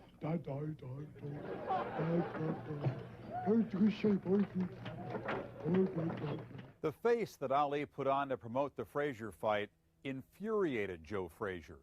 One of 13 children, Frazier was a proud blue-collar family man. He resented being ridiculed by the nimble-tongued Ali. Ali's scripted animosity fueled Smokin' Joe's fire for a matchup that didn't need any added friction. Leading up to Ali Frazier won, Ali painted Joe as an Uncle Tom. He took the English language and ripped Joe apart with it. And Joe didn't understand why. They were both getting a flat fee. None of that was necessary to build the gate. Now, from Ali's point of view, Joe Frazier was the symbol of his own oppressors, and I can understand Ali's resentment and anger. Two undefeated heavyweights, each with a claim to the title, each guaranteed $2.5 million, the largest purse to date. Ali, the loudmouth Muslim, against Frazier, the soft-spoken Baptist. The bout was shown only to a closed-circuit audience on March 8, 1971, and the rights to the footage had not yet been released when 5 days later, Howard Cosell and Muhammad Ali looked back at the fight of the century. Madison Square Garden Center, March 8, 1971. The air almost eerie. You could almost cut it with a bite. Today on ABC's Wide World of Sports, the dethroned heavyweight champion of the world, Muhammad Ali, reviewing the Ali-Frazier fight. Joe Frazier, supposed to be with us, struck down by the flu bug yesterday, will not be with us. His manager, Yancey Durham, scheduled to appear, has not yet shown. With that backdrop, gentlemen, And I take it you're feeling well enough to do this, champ. I don't see a scratch on you except for that swollen jaw. Swollen jaw, that's about all. Forgive me for calling you champ. Ex-champ. Right. Okay. Let's get started then with Leroy Neiman's sketches buttressed by some photographic slides, which hopefully will show you how this fight took place. Now, that's the first one, round 2. Ali, you felt completely in control. Right. My plan that night was mainly to go the 15 because I knew how rough Frazier was. I saw how much stamina he had in his previous fight. So my goal was to go 15, even if it meant fight mostly flat-footed like I did, and win mostly on points. All right. Did you have to do this? Part of the bizarre, curious proceedings of the whole evening was the fact that at this point, in a clinch with Joe, you are looking out at the crowd, laughing. Something we both did, which I think we shouldn't have done, and I think this had a bearing. As a matter of fact, I found out on my losing the decision was the clowning involved in playing with Frazier, where I should have been actually punching. We go to round 4, and Joe is beginning to get to you. Now, this, as you can see, is the left to the hip area that you mentioned earlier. Right, mostly body punches is the only thing Joe really, I would say, lasting effect the punches had on me. As far as soreness is concerned, was those hip punches there, and a couple of hard hooks to the head, which really shook me. But no face punches, hardly, as far as cuts or bruises. I was really surprised myself. I didn't have one scratch or one nothing but the swollen jaw. But what was the effect of those hip punches? Well, they hurt the minute they landed, but after 2 or 3 seconds, the pain would leave. But the next morning, I could barely walk because of those hip punches. Real hard, right on the hip, bust a bone right there. And you can feel it when they land. Now, this is round 8, and here, I thought, almost the most bizarre moment of the fight. You're back to the ropes for a solid 2 minutes. Joe pummeling you. What sense did this make? This may surprise you, but not one of those blows hurt, nor did one of them really land, nor did it take anything out of me. It took a lot out of Joe as far as punching is concerned, and then when you can almost just stand there for 2 minutes, this is a mental thing I use it on Chuvalo. When you just stand there and let a man just take all his shots, just let him go crazy, and don't do nothing, this hurts a fella inside. It kills him, makes him say, well, if he can just stand there for 2 minutes and let me punch and can't do nothing, what am I going to do if he start moving and start fighting back? And it takes a little out of fight. But that slide refutes you. It didn't take anything out of Joe because as round 8 ended, Joe waved his hand at you in apparent mock contempt. Right. Well, that's what I was doing for the past 5 or 6 rounds. In one round, he did it, and that's the round they showed here on TV. But this is just something that both of us did, and I'm sure his trainers and advisors told him, and I'm sure that if I'd listened to mine, I wouldn't have clowned and did the things that I did. Let's pick up then with round 9. That was probably your best round of the fight, Ali. Well, I really don't know. I'd have to look at the films again. It's hard to really tell by drawings, but films actually show how many times I hit him and how many times he hit me. And overall, of the 15 rounds, I could tell. Well, this slide, I think, is expressive, Muhammad. This was when you captured him with that straight right, and it was at that one point in the fight that Joe seemed staggered. The knees, perhaps, wobbly, the legs a little bit rubbery. As I said, drawings and picture can only show one punch. I think I landed about a flurry of 9 or 10 punches in this thing here. Well, the consensus was that you won this round from all 3 officials. Then, of course, we came up to the next round, round 10, and Ali was still basically on his toes and doing pretty well. Do you remember that round Yes, I think I was doing pretty well up until the time I found myself Up until then. Right, round 11. Then in the time I got knocked down. Those are the 2 rounds that I know I'd lost. But we must dwell on this, because that curious scene spoke for itself. In the corner again, in your curious fashion, and the right arm on the rope strand. Why? Because it was that left that made you wobble all about the ring. You waffled about the I got tagged. I can't say. That was the hard. I couldn't say not. Why were you in the corner with your arm on a rope strand? Well, mainly to everything that I did was my battle plan to go the distance where I could lose if I did have to lose, it was a decision, see. So Isn't that an admission that you went in kind of with defeat staring you in your face? I'm sure that by the actual punches landed, there's nothing to protest about, nor am I now. But As far as the actual punches landed, and for the whole 15 rounds, before I was knocked down, I know I was ahead. Well, that, of course, is your opinion. My opinion, right. That's the all I'm saying. overwhelming majority disagree the judges, right. But I was the one in there feeling them and doing the hitting. So as far as I'm concerned, as far as on points, I was ahead until I got knocked down. Now, we've just been watching the sequence that ensued that blow in the 11th. You almost went down, but didn't. Right. From that time on, regardless of your protestations, you must admit that you were not the fighter you had been in the earlier going. Well, natural, after getting tagged, I was more careful. It wasn't that like in the early going, I was out mostly after him, but I was mostly on the retreat and being extra cautious because after getting tagged once, it's easier to go the second time. So I was mostly being cautious. I can't take nothing from Joe Frazier. He's a heck of a fighter and the hardest punch I've ever met. All right, let's go to the 15th round. Again, the big punch. There was another surprise on left hook. I didn't see it coming or nothing. You didn't see it Didn't even see that one coming, no. He tagged me. Down you went. Let's watch the sequence of it. The blow has just been landed, and you begin to go down. Did you have any thought? Was it possible to even think at the moment, or were your senses totally dull? Well, you have a numb feeling. It's not pain. It's just a jar, like a stun. And the next thing you know, you hear the man saying 1, 2, and 3, I was up. But I was conscious that I was down, I was in a fight, and I just got tagged. I was conscious it was the last round. I didn't remember the punch coming, nor did I feel any pain, but I knew I had to get up. You went down in style, and Frazier and Durham rejoiced. If you get a rematch, will you fight differently? You said earlier that no man could dance for 15 rounds against the likes of Joe Frazier, but will you dance more? It's possible, but I wouldn't plan on it because earlier I had to do this because of my age against older fellas. But I'm pretty strong now. But if we met, if time permit, I'm sure we would have a rematch. And the clowning as far as playing with him and just taking punches out and just hitting him real easy. And as far as talking in the crowd and making gestures after the round and just the whole thing, training would be a lot different too. The camp, I think I would have to go to camp and quit doing all the business that I was doing in training, worrying about getting people into the fight. Are you saying now that you were not in top condition? Oh, well, I was in top condition, but I think I could have been in better condition.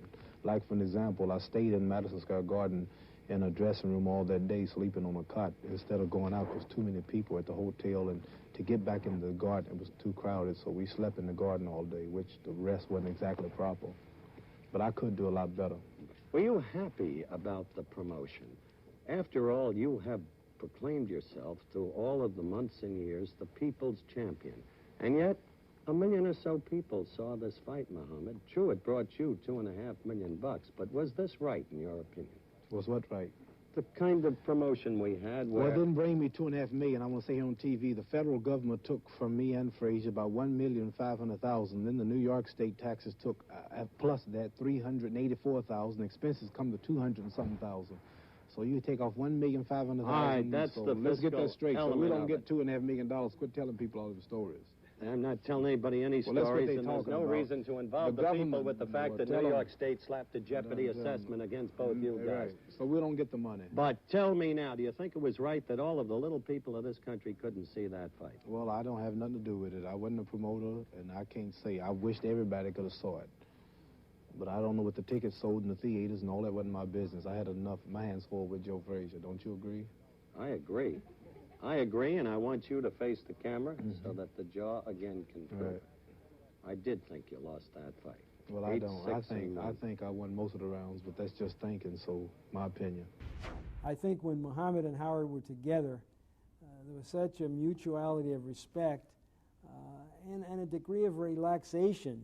Even though Muhammad knew that Howard was going to probe him pretty well and be very direct with his questioning, in a strange way, I think Muhammad actually relaxed a bit because he respected Howard so much, and he also expected tough questions, so that it allowed Muhammad to maybe say things and do things that he might not have ever done with another interviewer. One last question. You do want to fight again, even if not a rematch with Frazier? Well, mainly the rematch with Joe Frazier is the biggest thing, so we haven't even thought about nothing else. I'd have to talk with my managers and all of the people. I'm not the last one to say. But the rematch is something I think that most people would like to see anyway. With all the glory you've had through all the years and becoming a kind of martyr as you saw it, you wouldn't want to become just a hanger-on in the ring, would you?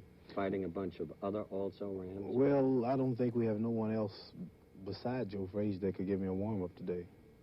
And I think he's the only one that could give me a good go at it. So I couldn't just hang around because there's nobody else in my class or his class. Thanks again. I'll try you out. I'll kill you. Our act may have ended forever. Muhammad, I know you vividly remember the day when you refused military induction. I was there doing a special on the occasion. I want to pick up with that scene. As you have just seen, the heavyweight champion of the world has rejected induction into the military service. He stands with me now in his hotel, having left the induction center, preparing to leave town. He also has adopted the position that there will be no comment from him at this time for anybody, although he has consented to stand next to me before this camera, as noted. He has issued a written statement, the gist of which is that the action he has taken is based upon his deepest personal convictions, and that he is aware of the possible implications and consequences of his act. He also says that he hopes to immediately resume his boxing career, that he won his title fairly within the four corners of a ring, and this is the only way he can be deprived of it. Although he says, too, that he is aware that certain authorities in the world of boxing will seek to strip him of his title. This is not all that he says, because he thanks many people for what they have done for him, but it is, I think, the nub of what he says. And, Champ, is this generally true? That's right. You have no regrets or misgivings of any kind? No, sir. I think that's all that the champion is prepared to say to us now. And so we wrap up a story. As I said earlier, a curious and different kind, at least temporarily, of a requiem for a heavyweight. You'll never forget that day, will you? No, it's watching back at that film, you and I both look much younger then. That's quite true, but unfortunately, you have to reestablish your youth in the ring. On June 28, 1971, the United States Supreme Court unanimously reversed Muhammad Ali's conviction for draft evasion, and soon after, all criminal charges against him were dropped. Interestingly, the court's ruling was not based on the grounds that members of the Nation of Islam were entitled to conscientious objector status. Instead, the conviction was deemed unconstitutional because the grounds for the original verdict were unspecified. 5 days after the decision, Howard Cosell and Muhammad Ali savored the moment on Wide World of Sports. Ali here today a victor in his greatest fight ever. The Supreme Court exonerated him for refusing military induction. It wasn't close. The score was 8-0. When the Supreme Court threw out the case against Ali and he was free to fight again, Howard was ecstatic, elated, joyful. Really could not have been more thrilled or happy for Ali. But having said that, I don't think he was nearly as thrilled for Ali as he was for himself, because he had predicted that would happen. I think now, perhaps for the first time, tell us what it was like inside of you for the past 3.5 to 4 years, carrying the weight of the conviction on your shoulders and the worry about the Supreme Court case. Well, it was really no worry or no weight. When I think when a man does something from his heart and he feels that his life depends on it, then whatever's the easiest way out, then he's satisfied, whether it be accepting whatever it was that he didn't want or rejecting it and suffering the consequences. It's all right as long as you really believe it. And it's no worry to a person who actually believes. That's much more easily said, though, Muhammad, than to be believed, because we've known one another too long, been too close, and I've seen you in moods of very great depression, a concern as to whether or not you'd ever be able to fight again, and a concern as to whether or not you'd be in jail. Well, naturally you're concerned and you think about these things, but you just have to play it by ear and take them as they come. It's just, I would say, it's just a big chance. What was your feeling as the case approached its culmination? Did you really believe that the Supreme Court would decide in your favor? Well, I knew that myself was sincere, and I actually believe what I say I believe and live it and practice it. And I figured that if the highest courts of justice actually looked into my case and my past actions and judged me according to their own law, I figured I would be vindicated. I always felt that once the highest source of justice looked at it. Now, one last question in this regard. Many people thought that you would take your loss to Frazier very badly. Instead, you took it very gracefully. Many people thought if the Supreme Court vindicated you, as they did, that you would become loud and boastful again. Instead, you're being very subdued, very quiet. How come you didn't show an outburst of joy when you got the decision? Oh, I would have been just as happy if they had said go to jail for 5 years. Are you serious? Yes, sir. Because, number one, I'll be going for Allah, God, who we believe came in the person of Master Farad Muhammad. I'd be going for what I believed, which is the freedom, justice, and equality for 30 million black people. But if I had beat up a woman in the park, or if I'd killed a person or really broke some law, I would really feel bad. But going for those reasons, I wouldn't have felt bad at all. So I was ready for whatever came. Naturally, I'm glad to be vindicated, but I would have been just as happy if I had to go. You regard yourself as a hero to the black people, as a personal martyr for the black people. Well, I'll tell you the truth here on the air, I don't regard myself as neither hero, martyr, or leader, nothing. It's up to the individual. I would say I would have to talk to the 30 million black people and ask them what would they think about me. Some remind me from my boxing abilities, some remind me for things I say, some for stand I've taken. And it's not up to me to say what I am. It's up to them, and I don't know what they think, really. Are you a rich man? Do you have a lot of money? No, I'm not a rich man in that way. I would say I'm rich in as far as being free, knowing who I am, knowing my religion, knowing my God, knowing my leader, the Honorable Elijah Muhammad, knowing who he is, makes me more wealthy than the money, and the money and stuff will come naturally. It is a fact that many people in the society today continue to believe that those monies that you have earned from boxing go automatically to Elijah Muhammad. No, I owe Elijah Muhammad money. My money goes to the Washington, the government. I made $2,500,000 with Frazier. The government took $1,500,000. New York State to $348,000. Oh, we've been through that litany before, Muhammad. I want appreciate to talk about money going to the religion because it don't. I owe the religion money. They've loaned me money, and I wish I could give them, but I can't. That's the point. The government takes it all. Yeah, so get that straight. You will beat Jimmy Ellis. I'm going to do my best. And you will beat Joe Frazier. I'm going to do my best. You don't have the old confidence anymore. I have it, but I don't want to be so boastful about it. It's very kind of you to come by. Still another in a long series of talks. Thank you. And this time, as a free man, I'm sure it'll be a great relief to fight all over again. Good luck to you. Thank you. Frazier slipped up, messed up the whole thing he and I could have done, and we got a new champ now. You must be bitter over the fact that Joe elected to go with Foreman, thus costing you and Joe a fortune of money. It didn't cost me, like every other month I'm working. It takes longer, but whatever me and Joe would have earned, I'll do it in a year anyway. He's fighting 3 or 4 fellows here and there. Mm-hmm. But I wanted to be the one to whip him. That made me angry that I wasn't the one to whip him.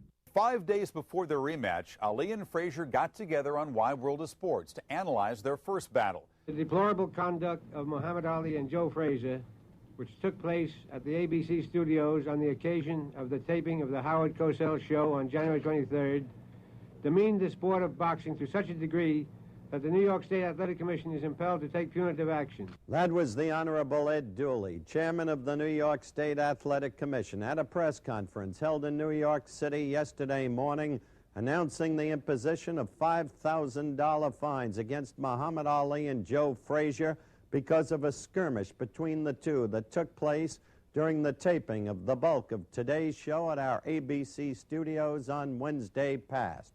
Immediately after that announcement, Robert Arum, the attorney for Muhammad Ali, registered heated objections against the imposition of the fine against his client.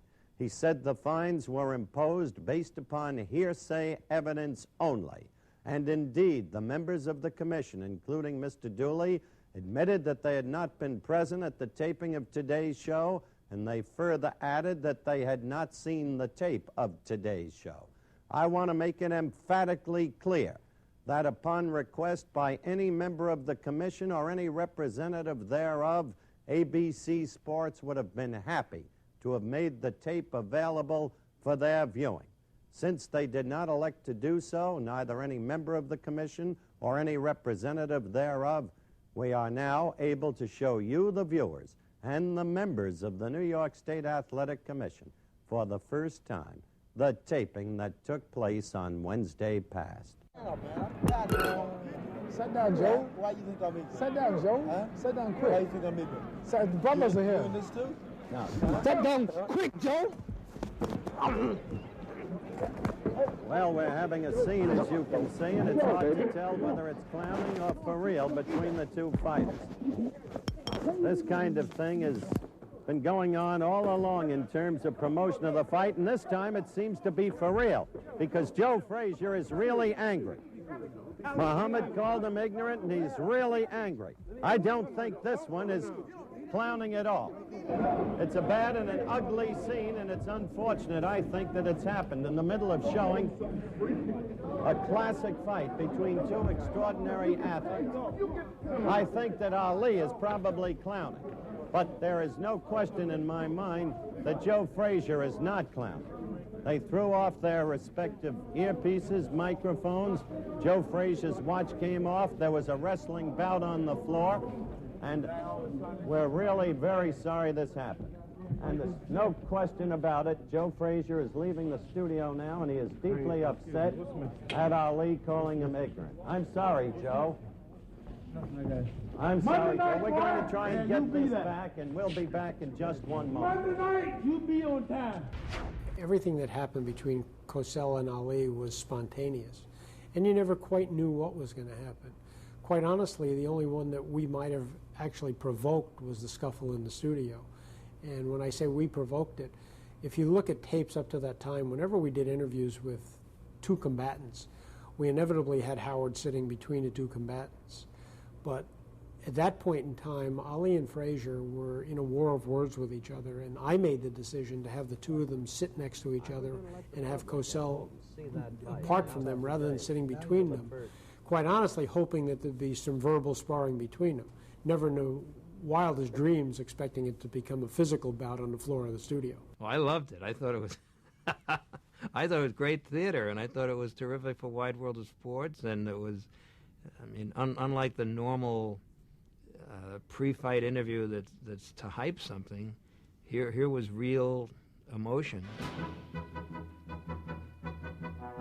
By all appearances, Joe Frazier just flat out disliked Muhammad Ali and resented him too for the greater notoriety Ali enjoyed, even after Frazier won their first fight.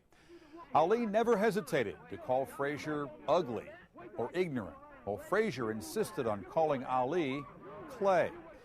But was it all an act to promote the fight? Well, the studio scuffle sure seemed to show genuine bitterness. So it was anybody's guess as to what might happen at the weigh-in 4 days later. Howard Cosell was there in the Felt Forum at Madison Square Garden. Right now, there's a lot of tension in the atmosphere because everybody wants to know what's going to happen. Will Joe Frazier talk? Will he not talk? The story is, as you look at some of the assemblage of the sporting press of the world right here, the story is that as of the moment, he's not going to want to give any kind of interview. Perhaps this is because of the skirmish that so many of you saw yesterday on ABC's Wide World of Sports. Joe, I understand it's your wish not to grant any interviews, but rather to just go back and rest. Is that true? I'll always be able to talk to you. Oh, that's kind of you. Joe, very quickly, some people have suggested... I was just shaking again. Yeah, that's true. That's because of you. Last Wednesday. All ready to go. No sign of nerves. You haven't lost your cool. I'm all ready to go, Howard. What are your reflections on the skirmish that took place last Wednesday? Well, otherwise I'll leave that behind, and otherwise I got to get this job done now. I feel good. I'm all ready to go. Clay said he's going to get out there and dance. Otherwise, I'm going to let him dance. He's going to dance for a while, and when he stops dancing, I'm going to ask him to come back and dance with the people some more. Will you now predict a knockout? Well, anyway, from 1 to 12, I'll be there. I ain't going nowhere. Good luck to you, Joe. Muhammad, may I have you for a moment, please? Ali is getting ready, obviously, to talk to the press. All right. Do you have anything more to add after last Wednesday?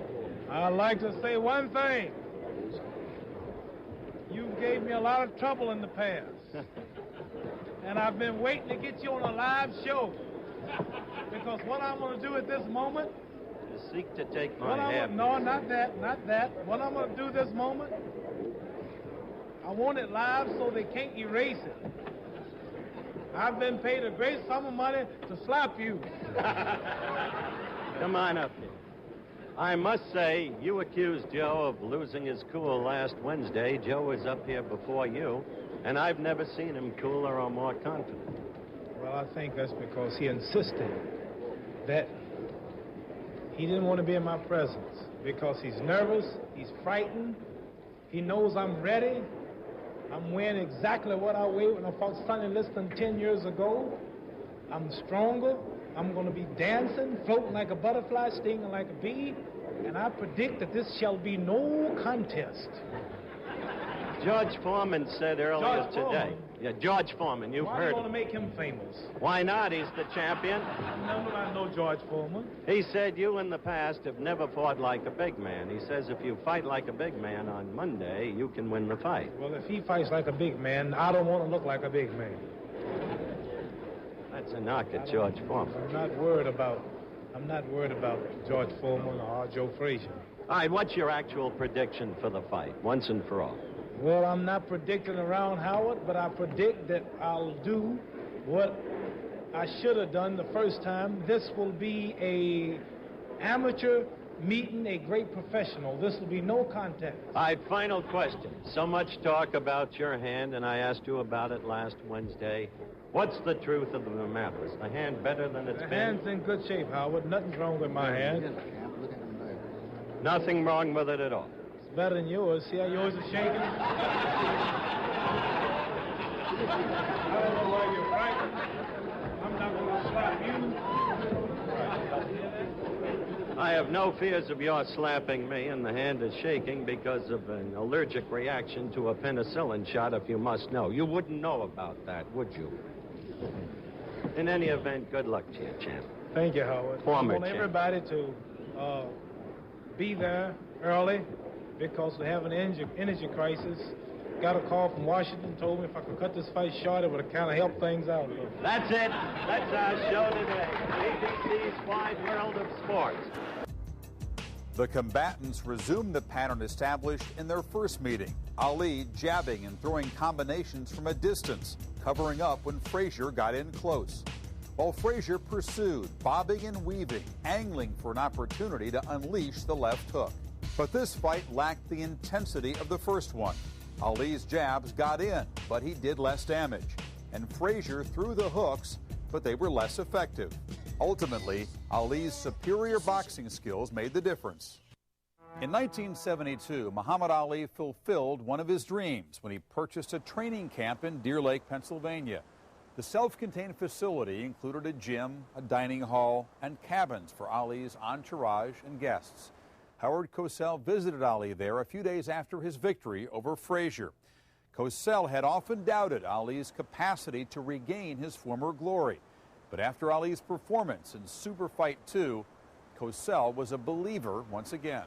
We're at a pleasant mountaintop retreat in the little village of Deer Lake, Pennsylvania, the training camp of the gentleman approaching me, Muhammad Ali. Training camp, the world's greatest training camp. How you doing, Cosell? Good to see you, Muhammad. Muhammad, any physical aftermath of the second Frazier fight? Well, I hurt my finger here before the fight, and I had a slight cut. In some way, the punching and the bruise infected it, and just had the penicillin shot, and the finger's a little stiff and sore, but it's going to be all right. The doctor said about 2 or 3 days, just soak it in hot water. Mm-hmm. Before the Frazier fight, the second one, you went out of your way, especially perhaps on Wide World of Sports with me, with Joe present, to talk in terms of that fight being a racist fight. How much of that was sincere? How much was promotion for the fight. What are your real feelings? Well, it's not that a black and a white was fighting. It's not that we had this in mind. It's two people looked at the fight two different ways.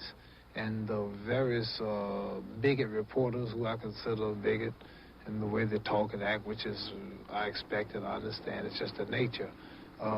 Many of them who pick Frazier, like the last Frazier fight. Some reporters are saying Frazier won the fight. Crazy. I'm disturbed by one thing. In your whole career, I've heard you scream, I want Liston, I want Frazier, I want Kenny Norton again. And I'm disturbed about the fact that you haven't said, I want George Foreman, because that would involve the championship, and that would involve the biggest payday of your life. Well, at the time I wanted Frazier, he was recognized as the champion that took my title, and I wanted to come back, had so much to fight for. And then when on Sonny Liston, I was just getting known to the public.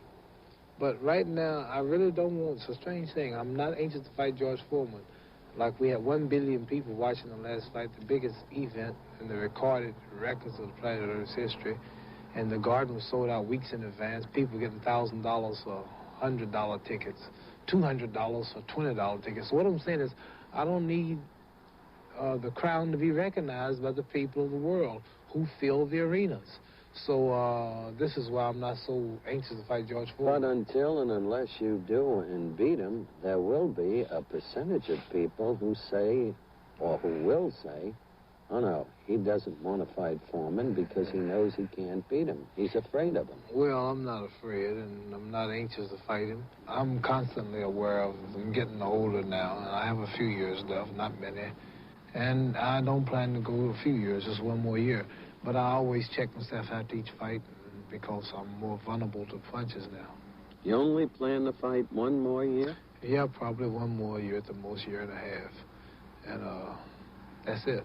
So the Foreman fight has to take place within that time. Right, I'm sure it will. George is not ducking himself. He's fighting Kenny Norton, a good fighter. If he was ducking, he wouldn't have picked him. I think he's crazy. Norton might win. Do you think you can beat him? Well, Howard, I think I can beat him. You know, I can say I think it. You know, my confidence. I don't have to express it. But I think when I'm in shape, moving like I was at Frazier, in and out, not laying on the ropes and boxing, I think I'll have an easier chance with George Foreman than you saw me fight Joe Frazier. Joe Frazier fought me much harder. Look me in the eye. You really believe that? Look you in the eye. I'll slap you to prove it. Assuming you retire in a year to a year and a half, as you say, do you think you'll be able to adjust to life without the prominence that you've enjoyed as a fighter? Well, yes, Howard. This is one reason I can stay at this training camp months at a time when I used to have to be around hotels in Miami Beach or New York City around people. I'm getting tired now. I have 4 children, have a wife. I'm looking at life different. I want to start enjoying life, taking vacations and doing all I can to help the black people in that problem, ministry work and Islamic faith in the country, and I have so much I want to do. I will miss exercising, which I can always go to gymnasium or I can always do road work. Final question. The public's interested in this because you are 32 now. How are you fixed financially? Well, I would always try to save a great deal of money after each of my fights from my family so that they won't have to work and scuffle like I did. And it's a shame for athlete or businessman or whoever to make so much money and don't save for the children who can't make like yourself. And I'll save, say after the second Frazier fight, I might put up in my little account in Chicago, possibly say $300,000 for the security of my children. I'm having it fixed where I can't touch it. After George Foreman, I would like to be up to the $3 million mark and just live on the interest and just save the rest for the family. Have a good rest. Thank you, fella, and you be cool because you're no fool. Revenge was sweet for Ali when he beat Joe Frazier, but the victory did not bring him the heavyweight title. For that, Ali would have to conquer George Foreman. Foreman had defeated the only 2 fighters who had beaten Ali. First, he won the crown by dispensing with Joe Frazier in brutal fashion. Down goes Frazier! Down goes Frazier! Down goes Frazier! The heavyweight champion is taking the mandatory 8 count, and Foreman is as poised as can be. Then he pulverized Ken Norton, winning by a technical knockout in the second round. This set the stage for an Ali-Foreman showdown, scheduled to take place on September 25th, 1974 in Zaire. Prior to traveling to Zaire, the fighters sat down with Howard Cosell. They asked me what's going to happen when I meet George Foreman. Well, I don't want to talk too much about it, but I'll tell you this much. I'm the next world heavyweight champion. The stage is set. I'm going to kill you. This man is built for me. He stands up straight. The press, the world's got you thinking he's so fast. We're the same height. My reach is 1.5 inches bigger, and we're about the same weight. I'm going to kill you. But I predict that I'm going to whip this man. I'm going to humiliate him. The stage has been set. I don't know no excuses from the odd makers after I whip him. No excuses from my critics. They say he hits hard. He knocked out Joe Frazier. I couldn't do it. He knocked out Ken Norton. I couldn't do it. And this fight will prove to the world that I'm the greatest fighter of all time. I'm going to kill you. The inscrutable George Foreman. One is hard put to know what he really thinks. The boisterous Muhammad Ali, and one never knows what he really thinks. Hello again, everyone. I'm Howard Cosell. And our show today on ABC's Wide World of Sports, an in-depth look at the two fighters who will be vying come Tuesday night in Central Africa for the heavyweight championship of the world. In Central Park, New York City, on a glorious day just prior to his departure for Zaire, I spoke with Muhammad Ali about his life. Now, with the Foreman fight coming up, do you find yourself thinking back ever to how it all started for you as a kid in Louisville, how you became a fighter? Well, I thought about that a lot. It didn't take the Foreman fight to make me start thinking back. I've been thinking about that all the time. I always think about that. How did it happen? How I became a fighter? Somebody stole my bicycle, and I wanted to learn how to fight so I could beat up the boy who stole it. And when I get to Zaire, I'm going to pretend George is the one who stole my bike. Foreman is a disciple of Sonny Liston's. You know that, and I know that. He admired the man, he sparred with him, he used to go to visit him. It may be that in some respects, although years have passed, and you were the youngster then, and Liston was the older, this fight is a little like the first fight against Liston, with Foreman assuming the role of the big bad Yes, bear. this present fight with George Foreman is only a reflection of my past fight with Sonny Liston. I predict that I'll dance on this man. It'll be 1 round, 2 rounds, 3 rounds. Round 4, I'll win every round easy. He'll be tired. He'll be puffing like Liston. He'll be swinging and missing. I'll be ducking and dancing and popping him, bruising him, little mouses under his eyes, sweating and cutting and sticking in and out, not like Joe Frazier, not like Ken Norton, but a scientific, artistic, fast, great fighter. In and out. Brrr, pop, over here. No, I'm over there. What you know over here? No, I'm over there. No, I'm over here. Why are you over there? See, that kind of stuff. Pop, pop, pop, pop, pop. Well, being us both religious people, Muhammad and myself, he'll be very fortunate if I don't act as an exorcist and beat the devil out of him. Now that each fighter has spoken his piece about the other, the time may have come to say goodbye to Muhammad Ali, because very honestly, I don't think he can beat George Foreman. It's hard for me, as a reporter, to be totally objective in this case because Muhammad Ali has been a significant factor in my own career. I thought, before he was idled for 3.5 years, he was the best fighter I ever saw. I still think he's a remarkable athlete, and one can never put anything beyond him for that reason. Maybe he can pull off a miracle. But against George Foreman, so young, so strong, so fearless, against George Foreman, who does away with his opponents one after another in less than 3 rounds, it's hard for me to conjure with that. After this fight, I suspect Ali will retire. And through all of the years, my own memories of him will be as a fighter and as the strange and curious and gregarious and engaging and sometimes cruel and sometimes family man that he is. I suspect that for the rest of his life, the enthusiasm will still be there. Even when he's out of boxing, he'll be all that boxing has. Thank you. Cosell was convinced that Ali was washed up, that he had lost the slash. He still had the speed, but no longer had the slashing left or right hands that were capable of chopping people up. And Ali had, in fact, slipped some, but not as much as Cosell really at the time thought. And Ali resented and was hurt by Cosell's judgment of him as a professional. It was, you may remember, in the unlikely site of Caracas, Venezuela, that the story broke. What story? The story that Foreman, if he beat Norton in Caracas, which he did very easily, would fight Muhammad Ali in September of 1974. The stunning part of the announcement that the fight would be fought in Kinshasa, Zaire. Why in heaven's name would they fight there for the heavyweight crown? This is worse than the old Shelby, Montana incident with Dempsey and Gibbons. Economics, the reason. Money, very simple. The Hemdale Leisure Corporation of London teamed up with the Risnalia Investment Company of Switzerland, which later turned out in reality to be the Zaire government. They put up $10 million guarantees for the two fighters. During the course of his stay there, Muhammad Ali went to visit the president of Zaire, President Mobutu. This was actually just a couple of days before the fight. No question about it. Ali was the hometown hero before the fight, but later on the same day, the president also received George Foreman. And then came the weigh-in.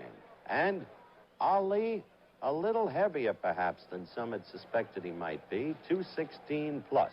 But Foreman, who had been grossly overweight, came in at a slim 220. One had to wonder how he could get so quickly down. Except it wasn't that quickly. The fight, scheduled for September, had to be postponed till October because a sparring partner had inflicted a cut over Foreman's right eye. Ali arrived several weeks before the original September date, and his stay was extended a month because of the postponement. This gave him plenty of time for pre-fight posturing, and there was a lot of it, including this satellite press conference arranged by promoter Don King. I just want to see him that day in the arena because that's one place he won't be able to duck. The vibrations are against him, the planets are against him, and already he done lost the first 5 rounds. Is that right? Are we going to days? Float like a butterfly and sting like a bee. Rumble, young man, rumble. And you tell all the writers out there in New York City that the stage is set. This man is ranked as the greatest puncher since Rocky Marciano, since Joe Louis. I want no excuses about George wasn't in shape. No excuses about he's worrying about his cut eye. No excuses about he was sleepy because he didn't get no rest. Because when I whoop this man, I want to be declared by all as the greatest of all time. Right. Because the stage is set. I'm 32 years old. My legs are gone. This man is strong. You talked about how great he was. And now we're going to see. Get them all out at your theaters, and you write everything you write, but I'm going to make you eat everything you say against me, all of my critics. I'm going to prove to the world that I'm still the fastest, the prettiest, the most classist, the most scientific, the greatest fighter of all time. That's right. This fight, right? That's right. Is that right? That's right. This fight will make me the greatest fighter of all time. Now, you have anything else to say? How have you been passing the time? How have I been passing how have the time? you been passing the time? I pass my time every day. I pass it by getting up at 4 o'clock in the mornings and running from 1 hour to 1 hour and a half. Look, man, I am ready. I weighed in today at 208 pounds.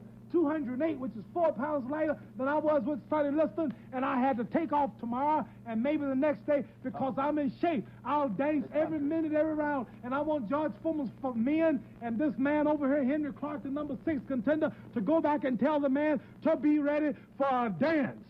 Dance! Are we going to dance? Dance all night long. The next question, please. Are we going to dance? All night long. Are we going to dance? All night long. Yeah, let the man We say came to something. Africa to dance.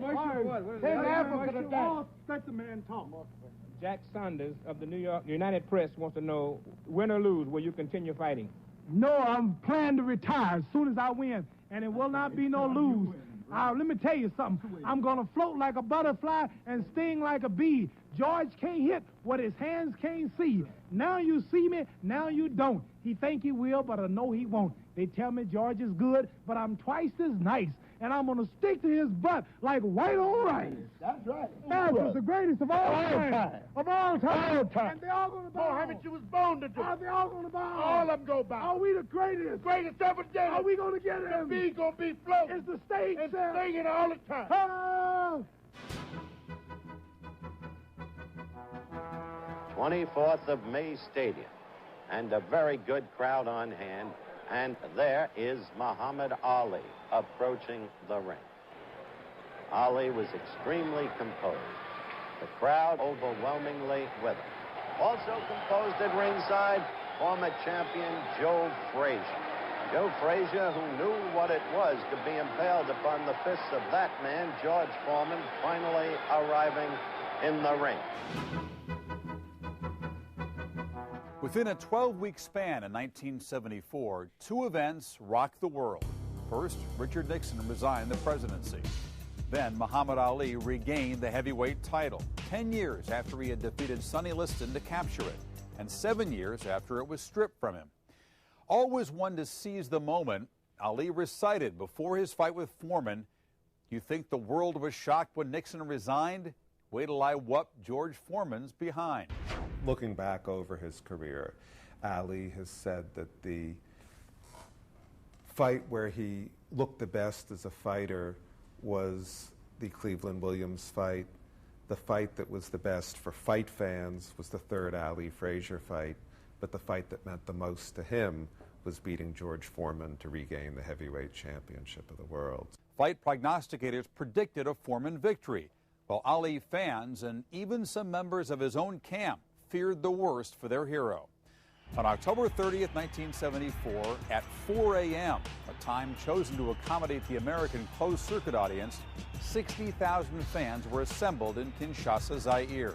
In the first round, an aggressive Ali moved and threw right-hand leads. Early in the second, he went to the ropes, willing, it seemed, to absorb Foreman's punishment, only occasionally counterpunching. And the expression rope-a-dope was born. There was a method to his apparent madness. As the fight wore on, Foreman wore down. He was knocked down and counted out in the 8th. Muhammad Ali was once again the heavyweight champion of the world, but not without a complaint from his victim.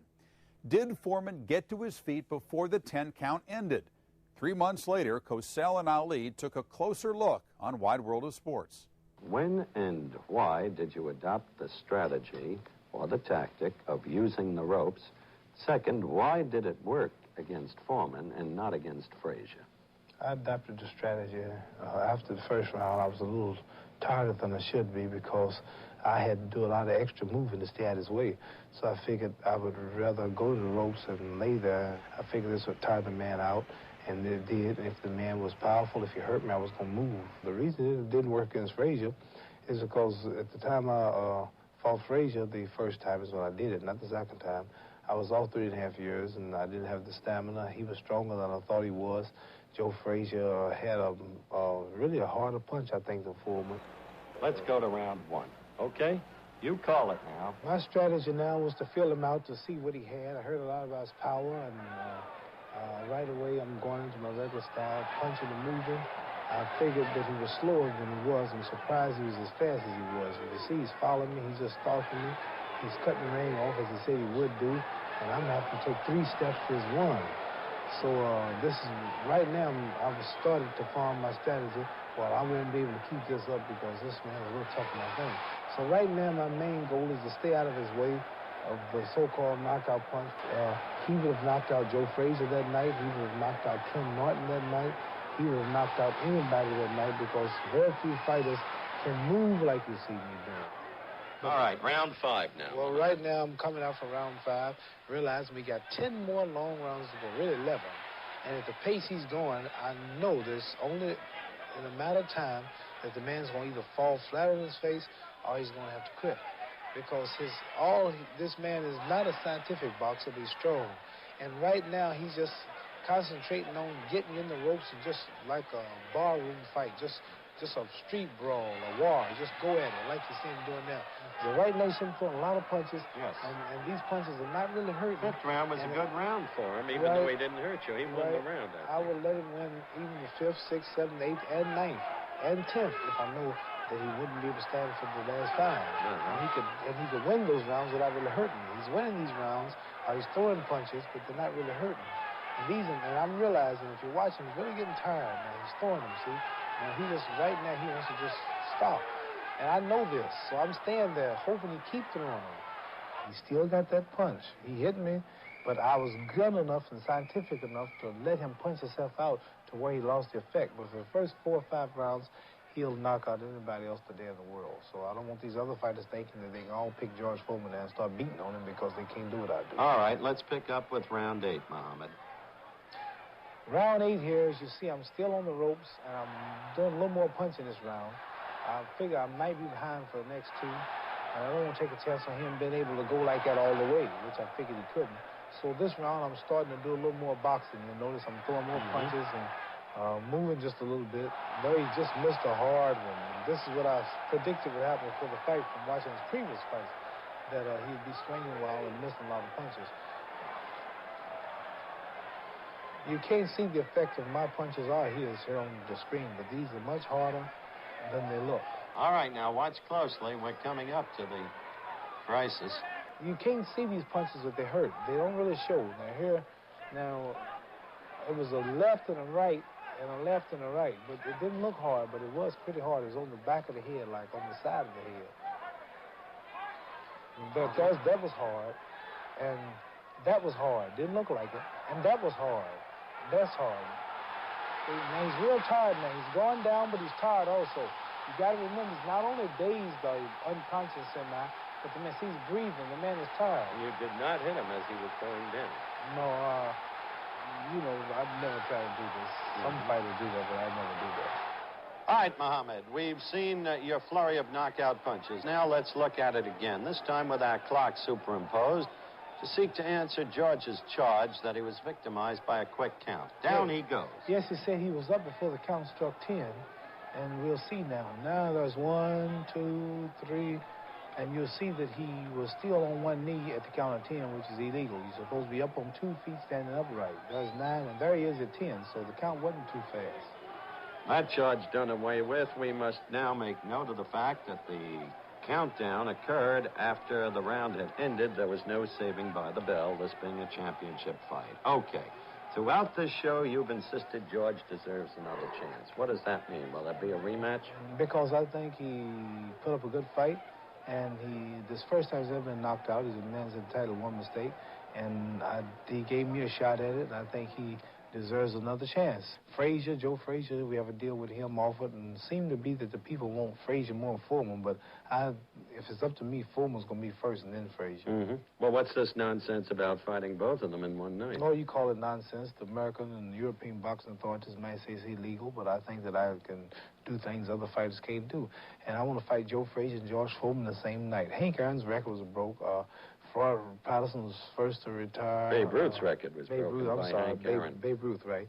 And people have to break records. I want to set a record that'll never be broken to fit the little image that I have of being the greatest fighter that ever lived of all time. So if I fight Frazier first and then Foreman jump in right behind him, I think we'll have to take us to a communist country, Russia or Red China. We're already in contact with Russia, seriously considering both fights. And both fighters will be paid $5 million apiece for fighting myself. This sounds as unreal to me as your once projected fight against Will Chamberlain.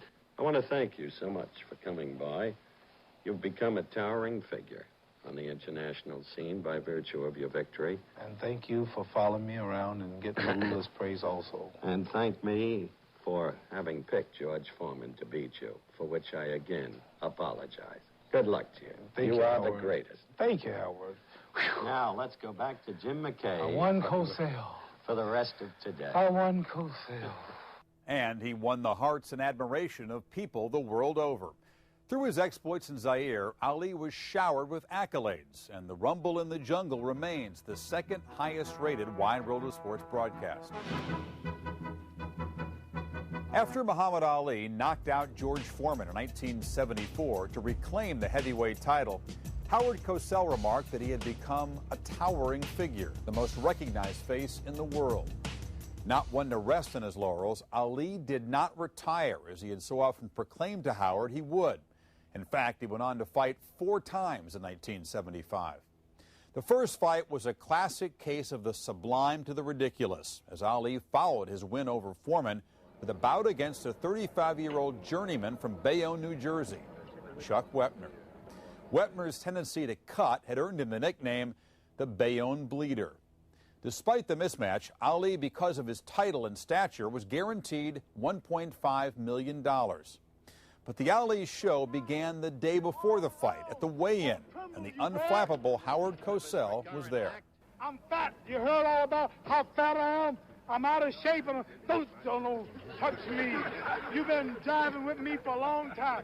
I've been wanting to put an end to you. One of these days, I'm going to pull your hair out.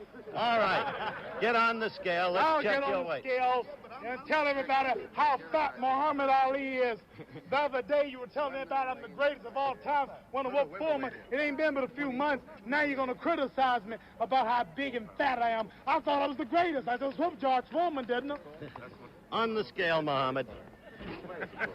There we go. All right, we've had that act. Yeah, it was an act. I heard that crack. We had that act. Damn it, you think I'm acting? Be here tomorrow night. I'll be here. Man, get back, man. Damn it, get back. Drew Brown Bundini. Yeah. So we can get the true weight there. The man's in trouble. Ron Delaney, why does the man fix his own weight? Because I am boxing. I'm not the champion. I'm not just a fighter. He's challenging boxing. Is this thing on TV? You're on live, Muhammad. I'm the commissioner. Oh, you're the commissioner. I'm sorry. You don't mind. This is Ron Delaney representing the commission. Don't put your hands on me. I didn't know you were the commissioner, man. That's all right. I think that's where it's at. I just figured you was another brother. I didn't know that. With the 200. We got Red Fox here. I can't lose. James Brown is here. Billy Eckstein is here. Pop Staples is here. Staples Singers. I cannot lose with all that soul. All right, what was the weight? Ron Delaney. Ron Delaney, the official weight, please. You have serious problems. Excuse me. The official weight for Muhammad Ali was 223.5, discounting. 223.5, the official weight for Muhammad Ali. The heaviest he ever came in was against Mac Foster in Tokyo, Japan. He was 229 pounds for that one. He's more than 6 pounds over what he was for George Foreman. Well, here it is, the same old scene. The pretension of animosity. You be ringside, you hear me? You wasn't in Zaire. You were smart. You stayed out of the way because we were going to do something to you. We'll be back in just a moment. Muhammad Ali carrying on in his usual vein, same old act.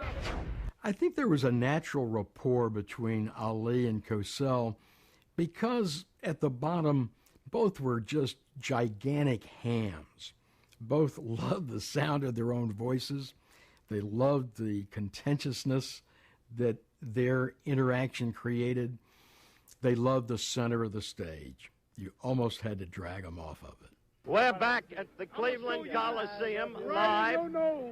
Muhammad Ali carrying on, Chuck Wepner laughing. Right in All right, gentlemen, don't touch me. Enough. Right in your nose. Enough's enough. Let's go. What you mean enough's Chuck, enough? how do you react to all of this? He's nuts. He's a psycho case. What can I tell you? There's something definitely wrong with him. The other day you were quoted as saying, I'm sick of the guys trying to make a fool of me. Well, I tell you, the guy's a great fighter, but we're going to beat him tomorrow night. Yeah. I'm the greatest of all times. Yeah, but he's a better talker. And you're going to be in trouble when you see this crowd and these lights, and when you meet Muhammad Ali, you're going to ask yourself, why am I here? I'm a nervous wreck. Look at me. I'm sweating and everything. You're a nervous wreck?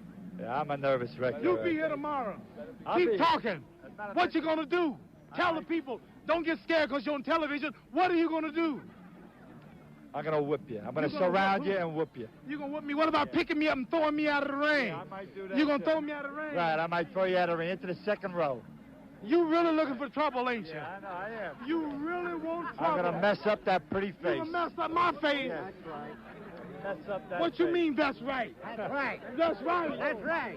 What you mean Well- mess up my face? Red wants to get out of here. Red Well, I'll see you tomorrow. Where's Red Fox? This is what you would call old world tub thumping, and about between the champion and one of the biggest long shots in the history of boxing. All right, now, quiet for a minute.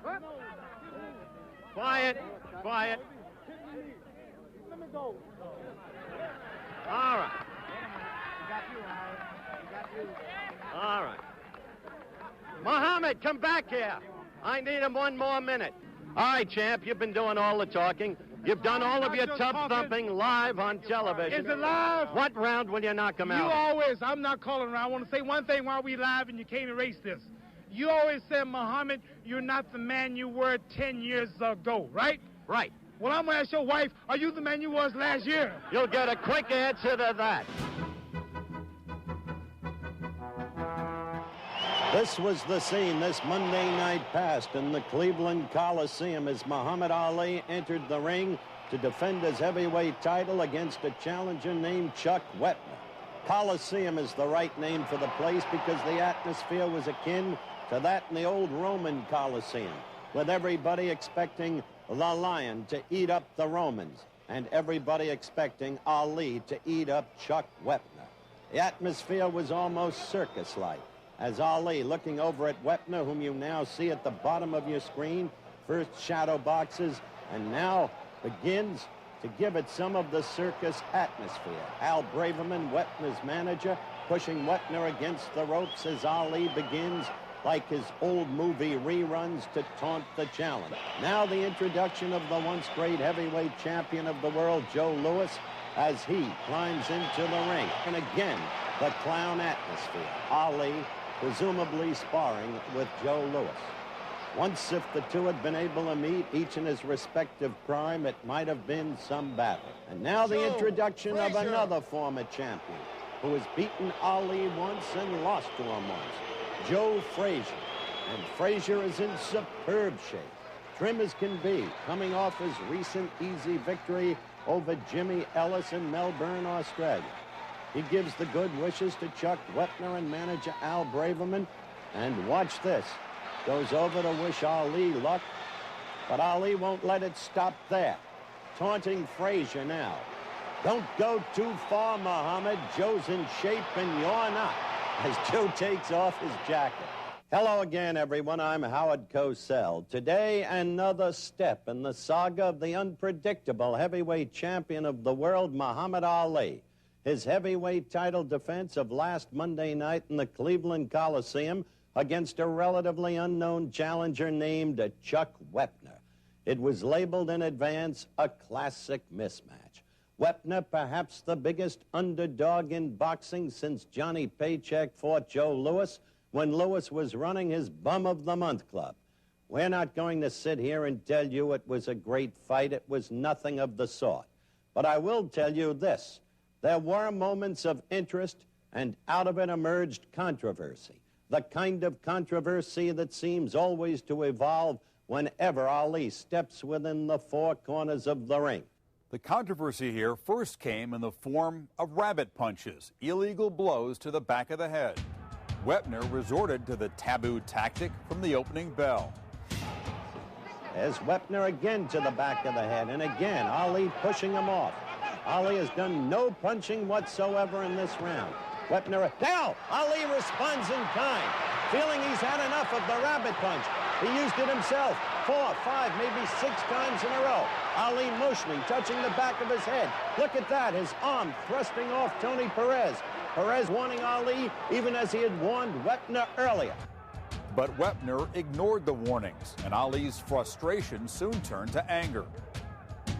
Wepner's beaten brow justified his nickname, but he found new life and whipped up more controversy in the 9th. Oh! Ali down, apparently from the right, just below the heart. Ali obviously not hurt. But Ali apparently knocked down by a right just below the heart. This has to embarrass Muhammad Ali. Wepner survived into the 15th, his record of 41 professional fights without being knocked down still intact.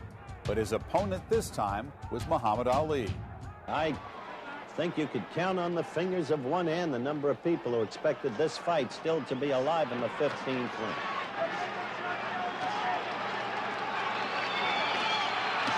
Countdown to the final round, and that right, and then a left, and then another right really has Wepner staggering. He can't stand up. He can't hold. Now he's up again, but he's just a sitting duck for Ali's blows. Wepner is done in. Somehow he remains on his feet. You saw him bent over, and there he goes. There he goes. Wepner is down for the first time in his career. Utterly stunned, befuddled. Can't possibly have too much idea where he is, and Tony Perez stops it. With just seconds left in the fight, Tony Perez says, Wepner has had enough. Muhammad Ali, the winner, doing away on a TKO, if that's what they want to call it, in the 15th round. Now, as you can see, sitting with me in the studio, the heavyweight champion himself, Muhammad Ali. Let's get to the nub of the matter quickly, champ. Do you think really that if you had pushed yourself, you could have knocked Chuck Wepner out in the first 2 or 3 rounds? Probably could have, but it wasn't for sure. He's never been really knocked out. That was the first time I understand he was knocked down in his whole career of 100-some fights. But I could have tried, and probably I would have gambled, because if I did knock him out, I would have tired myself out. When you go in 15 rounds, it's best to pace yourself like I did. All right, what we're going to do in just a moment, champ, is take a look at some of the highlights of the fight and have you talk about them. The so-called rabbit punch sequences of the first round. They were dirty rabbit punches. I won't get to that in detail. The dirt was allowed, so I got dirty with him. Takes dirt to fight dirt. Okay, just a little more of the pugnacious nature of the champion who's not happy about what happened last Monday. Pugnacious? What did that big word mean? You went to law school. Truculent. Over-aggressive, militant. Over-aggressive, militant. He was the one. I was defending myself. What we're going to do first is take a look at the rabbit punch sequences of the first round. You talk over them. And express yourself as volubly as usual, if you will. Here we go. Well, it was promoted before this fight that this man was going to throw dirty shots. Hit behind the head. There you go. Right behind the head. That's totally legal. And the referee's just as dirty as him. He didn't say nothing about it. Look at him. All them punches are illegal. Now hit him backside is legal. Now the referee will come in and he'll say something to us now, because I'm doing it too. See? I'm telling him now, watch that sucker. He's doing it. He's doing it. Well, actually... But he let him do it over and over and over. He just kept letting him do it. And I don't want that referee in my corner again, because he was dirty. That's your side of it, Tony. My side of it, I saw his dirt, and the people watching television see the dirt. What you mean is my side of it? Tony Perez, I saw the dirt. Tony Perez said you outdid Chuck Wepner. Outdid him how? In rabbit punching. He outdid me. He started the rabbit punching, and I did it. Since the referee wouldn't take the law in his hands, which is his job, since he wouldn't do it, then I did it. Then he said both of us did it, and then after I quit, now if you watch that whole fight, all through the fight after the beginning, I quit rabbit punching, and I had to start holding my hand behind my head, and that dirty referee continued it. He's dirty. And all the Puerto Ricans should be ashamed of him, because he is Puerto Rican. Well, I don't think that's necessary. I think it's necessary. I think it's intemperate. It's necessary. I have Furthermore, let's face this. I have too many good Puerto Ricans fans for somebody allow somebody like that to get me on television and fighting a white man, doing everything to take my title. That's what it was, a conspiracy, and it was all to let anything happen to take my title, and I'll blow my own damn horn, because I'm free. He was dirty, the referee was a dirty dog, and he was dirty, and the world see it, and you getting on television using ABC to promote the dirt and to say that I'm the one. Are you all done? Now that you're done, just open up that fist and listen to me for a minute. All right, let's go on with the next highlight of the fight, the so-called knockout of the 9th round. And I want you to on my observe. foot. He didn't knock me We down. will get to that issue in just a moment, but let's take a look at the alleged knockdown, and you talk over it. This is 9th round. Well, he was so dirty, he kept stepping on the toes all through the fight. It's an old trick old professionals got. You step on a man's toe and push, there you go, and push you down. Well, what about that right? Oh, that right. How's a right on my side of my heart to knock me down? Well, here it is in slow motion. We got films. You got a paper you can show. The camera don't show. He stepped on my toe. He's right on my toe. All right, now you've made a fair point. The camera doesn't show. There you go. This photograph is from the Cleveland That's dirty. Plain Dealer. All that dirt was allowed that night by all the officials. So I did my right. In other words, that was Wepner's foot on yours. He did that all How through did that the fight. cause you to go down? When you was leaning backwards, it's an old trick. Archie Moore tell you, old great fighters, Jack Dempsey tell you, Sugar Ray Robinson tell you, when you step on a man's foot and you got him going backwards and you hold him, he'll fall. It's a natural thing when you're leaning back and you can't get your grip. All that dirt was allowed. All of that dirt, and I couldn't do it. He fought me dirty, and I hit him back, and you got on me for getting him back. If I had hit him back, wouldn't nobody say anything about the dirt. There'll be no more dirty fighting, because if you hit me low, I'm going to hit you back low. If you hit me behind the head, I'm going to knock you back behind your head. And he kicked at me, another thing, too, he did dirty. The man actually took his knee and tried to knee me. I know your film didn't show that, did it? Your film was at the wrong angle. Yeah, You finished with your tirade? I want to say one thing. Tony Perez says that you were embarrassed by your bad showing. Yeah, and I'm you're embarrassed. taking it out on him. Yeah, I'm embarrassed. I'll tell you what, you tell Tony to meet me. Yeah, I'm tired of him. I done made you famous. I don't want to make him famous either. Don't nobody know this little referee. But all through the fight film, this man hit me illegal on up until the last knockout. This man kept hitting me behind my head, and why is it that you on Nationwide TV, why is it that Tony Perez, why is it that all the boxing officials allow this dirt on Muhammad Ali? Well, I had absolutely nothing. If you whoop me, take my title clean. I whooped Sonny Liston. I got it clean. I defeated it some 14, 15 times clean. They took my title for 4 years. I came back and won it back and whooped George Foreman clean. Now, if you whoop my behind fair. We don't need no dirt. Okay, Muhammad. An embattled Muhammad Ali. We'll be back with the highlights of the knockout sequences in just a moment. They were for real. I mean, there wasn't a phony bone in Howard's body. And I could say the same for Muhammad. He liked Howard Cosell. You know, let me tell you something. I liked Howard Cosell because he was great for boxing. We're back with a hopefully subdued Muhammad Ali.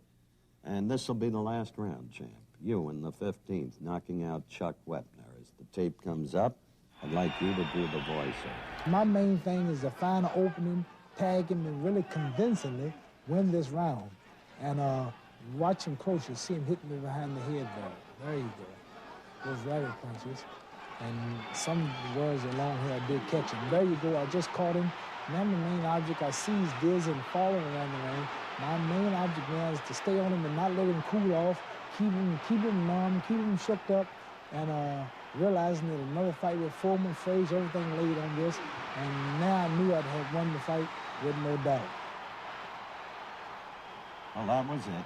Referee Perez came in. I figured the referee might let it go, but I was glad when he counted it out because the man really wasn't in no condition to keep going. What's that you're brandishing? Well, this is something I'm carrying around. I'll tell you what it is. But first, I want to say hello to my truck driving friends. I meet them on the highway all the time, the Golden Spike, Triple Nickel, and Giddy Up Go. What I'm doing with this is, you know, you quite a few times you've raised your hands. You've always wanted to try me. I mean, I know you wonder if you could. Now, you just take this because this is what you're going to need to be equal one day. I don't want to say that I did you wrong, so you carry that with you for a while, and whenever you try me again, that's what you're going to need. Well, as I said, you're an embattled man today, and I don't understand the relevancy of your plugging truck driver friends on national television. Muhammad Ali, who doesn't really need that hammer, but whose face remains totally unmarked after 15 years of fighting, as you can see. Quite unlike the face that you're about to see, the man he beat up. Referee Tony Perez sued Ali, claiming he was slandered by Ali's comments on the show. Ali won the lawsuit, but an arbitrator later ruled that ABC was liable for the six-figure attorney's fee. By the way, the Bayonne bleeder needed 23 stitches after the fight. But a young, unemployed actor liked his story. Sylvester Stallone was inspired to write Rocky after watching Chuck Wepner nearly go the distance with Muhammad Ali. Less than 2 months after the Wepner fight, Ali was scheduled to fight Ron Lyle. Lyle had become a professional fighter after he was pardoned for a manslaughter conviction in 1972. The Ali-Lyle bout would be only the third fight in Ali's career to be broadcast live on home television, and the first ever live TV fight with $1 million purse. Don King and ABC put the deal together, and Howard Cosell took center stage to announce the news. ABC Sports, as you know, from the very beginning, has followed the saga of Muhammad Ali, the heavyweight champion of the world, and we will continue to do exactly that. Don't you touch me. You hit me. Champ, you took Chuck Wepner lightly. By your own admission, you did not really train for Chuck Wepner. Will you train rigorously for Ron Lyle, a challenger tomorrow? I train the way I want to train. And you work for ABC, and you have your bosses, and you all will determine how you work, and I train and do the way I want to do. My boss is Herbert Muhammad, and he also understands that I train according to how I feel. And when I'm fighting a man such as the last man who was better than I thought he was, and we all did, Chuck Wepner, he gave me a tougher fight than George Foreman. I was more sore and more tired than I was with George Foreman. And this man, I think, I'm not really sure how good he is. I've seen one fight film. I have to do a little more sparring. But I'll tell you now, I'll train the way I want to train. They'll pay me, the people will come, and I'll do my job, and I train as hard as I want to train. You understand? I understand. I'm not sure you've said anything, but that's all right. Well, then, if I had a lower IQ, I could enjoy this interview. Let's turn to Ron Lyle. Ron, I have to ask you a question in perfect candor. You're 32-2 in your career, and I think most people know your personal history. But why are you qualified to fight Ali when, in fact, you were one of the few, and it's a major distinction, to lose to Jerry Quarry, and recently you lost to the unheralded Jimmy Young? See, I don't think it really matters what you do while you're coming. It's what you do when you get there. The opportunity's here. It is my turn. He's had his turn. He's been an inspiration to a lot of people. Have been. He still is. Right. You're not afraid of him? Afraid of me. Ali? Why should I be? Why are you always in between two brothers agitating? Why should a man in the same profession be afraid of another man in his profession? Are you afraid of other sportscasters? Are you afraid of their abilities? That'll be the day. Big Al. It was a lackluster fight for 10 rounds. But in the 11th, the champ got to Lyle, stunning him with a series of combinations. In the heat of battle, Ali, sensing his opponent was in trouble, beckoned the referee to stop the fight. The ref finally obliged, and the signature raised arms of Muhammad Ali punctuated yet another victory. The Thrilla in Manila was 14 rounds of relentless action in an unair-conditioned arena on a sweltering day. Ali called it the closest thing to death he knew of. Frazier quit just before I did, said Ali, who had slumped in his corner after standing just for a moment to acknowledge his win. 3.5 months after the fight, Ali joined Howard Cosell on Wide World of Sports to talk about this classic confrontation. Muhammad, looking back to the fight, some of us in the States were a little surprised when you suggested over there in Manila that you might knock Joe Frazier out in the very first round. Do you recollect? Well, yes, this is psychological warfare on your opponent, like George Foreman. I told him I'm going to dance, I didn't dance. Frazier, I told him I'm going to dance, and I didn't dance, if you notice. Stayed there, took his shots, used my power. All right, we're going to take a look in slow motion in that first round when you actually staggered him. My intention was to win whenever I could, but I didn't really believe it would end in the first round, but I did tag him in the first round. Now, this is sixth round action when Joe started to come on strongly. Take over, Muhammad.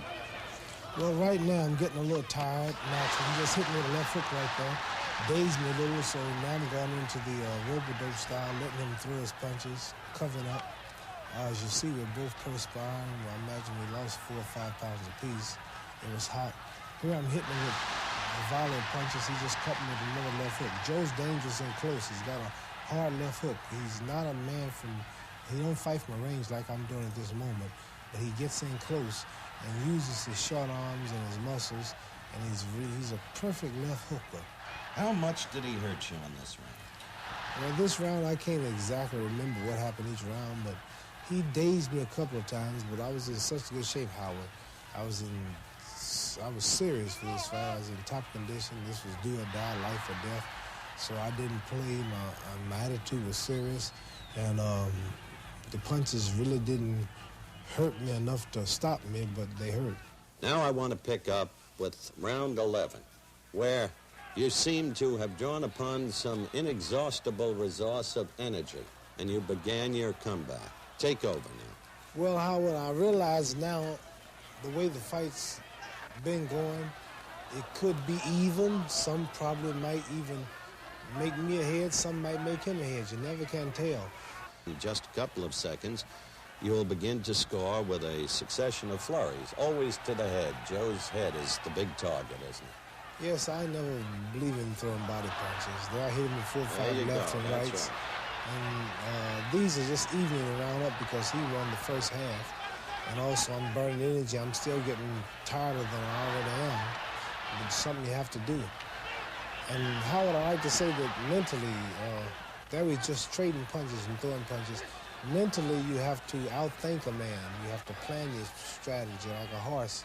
Man riding a horse, and the one who starts off too fast, he tires. You got to know when to speed and when to slow up and when to coast and when to rest. And the experience is what's got me like this. Mm-hmm. The 12th and 13th rounds were overwhelmingly yours. You had started your comeback in the 11th, as we just displayed, and then came what proved to be the culminating round, the 14th round. I realized that the fight might go either way, so these last 3 rounds here, I'm looking for a knockout if I can really get it. On my toes, taking a lot of energy to do this, it's tiring me, but I'm doing it. And mentally wears the man down and say, you mean after all of this, he's still dancing? This is just what you see me doing now. I'm just killing me, but I'm doing it. And Frazier stand on me. He's looking to get a shot in close with that hard left hook if you keep watching him. And my main object is to time up in close. And I have to say, Joe Frazier, I want to say here and there, is the greatest fight I've ever fought. And he's not a scientific boxer, but he would have to go down in history as one of the greatest heavyweight champions of all times. They might not recognize him, but I'm saying it because I know I could have beaten all the heavyweights in the past, and I don't think none of them would have gave me no more trouble than Frazier. At ringside, I can see Donald King, the great promoter, sitting there. He was looking real worried. I think he had his money on Frazier. How do you rate this fight of all the fights you've fought, and in particular against the first Frazier fight? With the first Frazier fight and the Foreman fight, I rank this as the best. Foreman, I didn't throw too many punches. I just let him do the work. Look, these are left-right combinations that have really done the last-minute damage. That left and the right is the worst punch to get hit with, is what they call the 1-2 punch. And, can you feel the strength ebbing out of him? You can feel it when you land. You can feel the pressure. There's another left-right. Right now, I'm feeling real good now. I know there's no doubt now I'm going to win it because of these clear shots. I really believe he's going to go. And this is why I'm pressing him like I am. But I'm just call up promoter Donald King, and we're now working on some more fights, and it might be a 4th Frazier fight. We never can tell. And so it ended, Cham. Finally, 2 quick questions. The right lead, so effective against Frazier. The reason you're able to throw it now effectively is that the old calcium deposits that used to hurt you are gone. I used to have to get Novocaine shots before fights to kill the pain. Now, for some miracle, God's blessed me. My hands don't hurt no more, and this is why I'm punching so hard. Okay, last question. You told me 3.5 weeks ago, one more fight, that you'd had you full of it. One big fight, a lot of money, and that was it. Now there are more fights in the offing. Why? Well, because I've changed my mind. I feel that I can go another few years. The fans want to see it. things in business. I'm trying to do internationally, and being active champion, I can do more business and other things, and I just want to stay active so I can have more power doing things I'm doing on the side. Why didn't Ali stop after his fight with Frazier? Why? Only Muhammad could answer that, and he had a God-given right to answer that because of what he put into boxing. I never questioned it. I felt the kid had the right to do what he wanted to do with his life. But why? The light, the center of attraction. You guys hinge on every word the kid would say. Thank you very much, champ. Thank you for being with us. We enjoyed it as always. And that, in effect, is our show today. Ali, still the heavyweight champion of the world. Knock it off. Welcome back to Classic Wide World of Sports. True to his words to Howard Cosell, Muhammad Ali kept on fighting after the Thrilla in Manila. He had 4 bouts in 1976, including a 15-round decision over Ken Norton in their rubber match. He also traveled to Japan to participate in the so-called Martial Arts Championship of the World, which was really nothing more than a fight between Ali and a professional wrestler named Antonio Inoki. The Inoki event was embarrassing to everyone involved. For 15 rounds, Inoki walked like a crab around the ring, kicking at Ali's legs.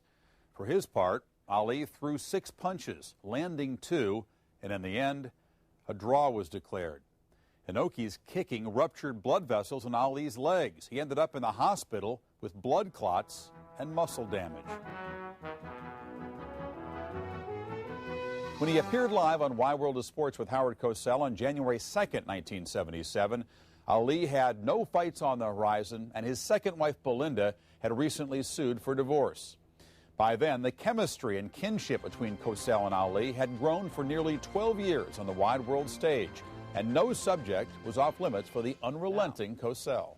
We have in our Chicago studios, still as we begin another year, the most recognized man in the entire world, recently turned actor.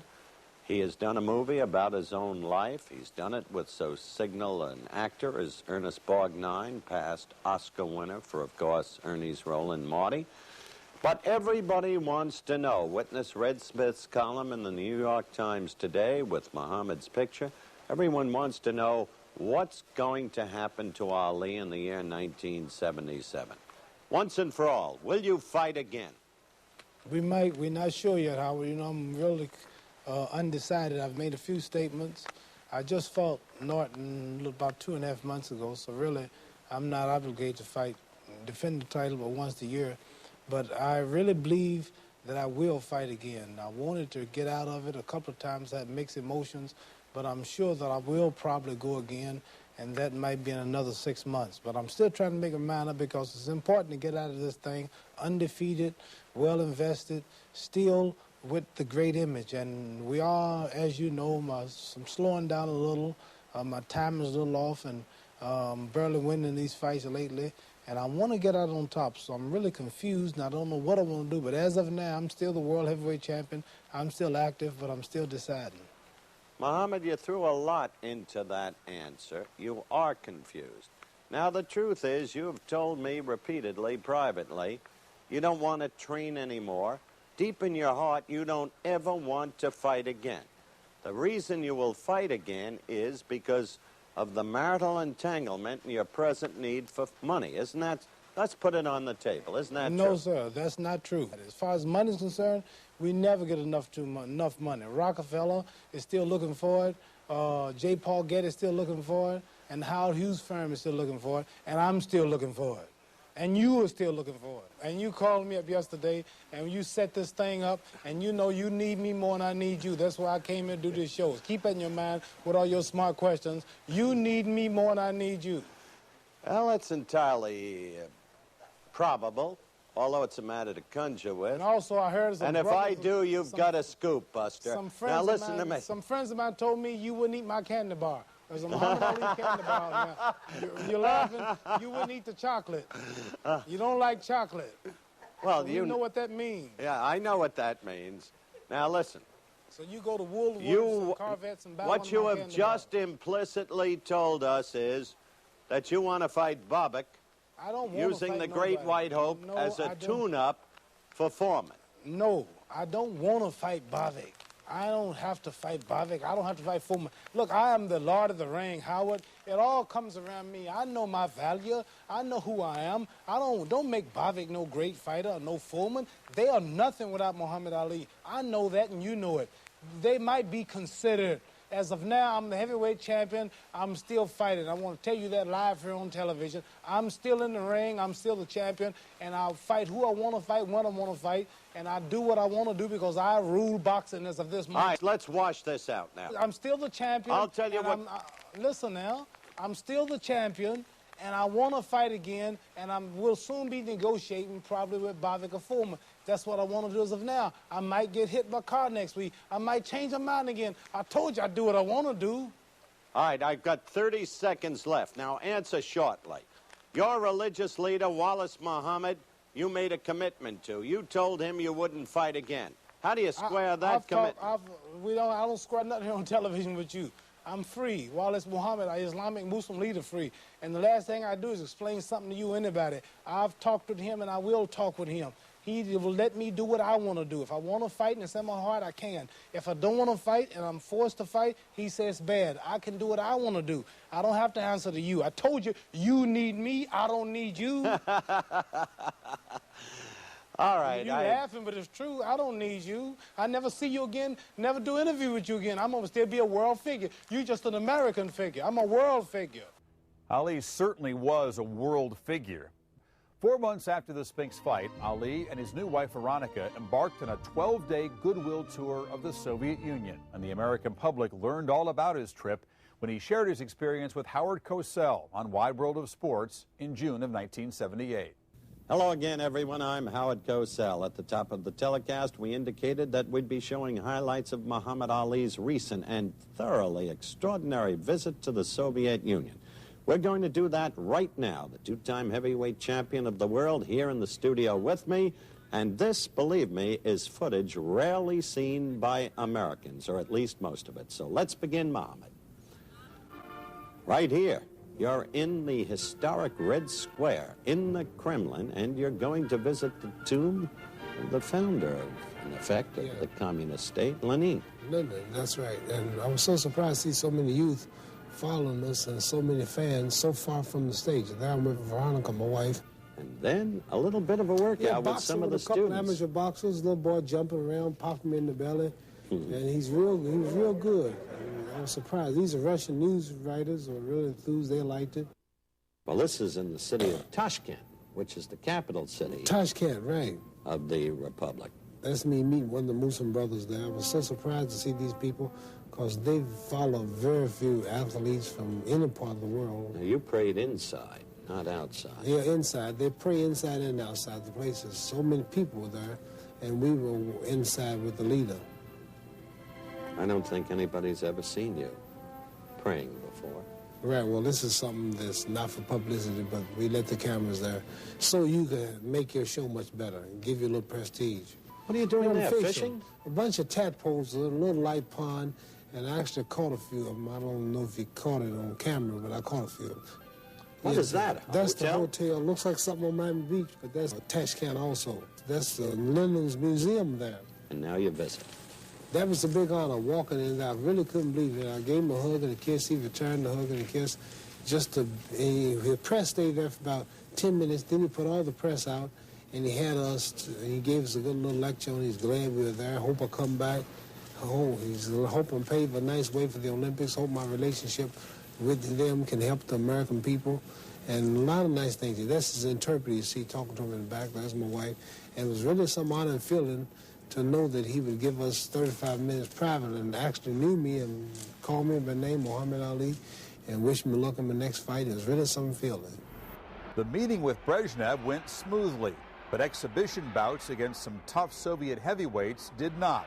Ali faced 3, going 2 rounds with each, and he had his hands full all night. He was overweight, ponderous, quick to tire, and displayed only occasional flashes of his old skills. Howard Cosell, the consummate journalist, confronted his friend with the cold reality.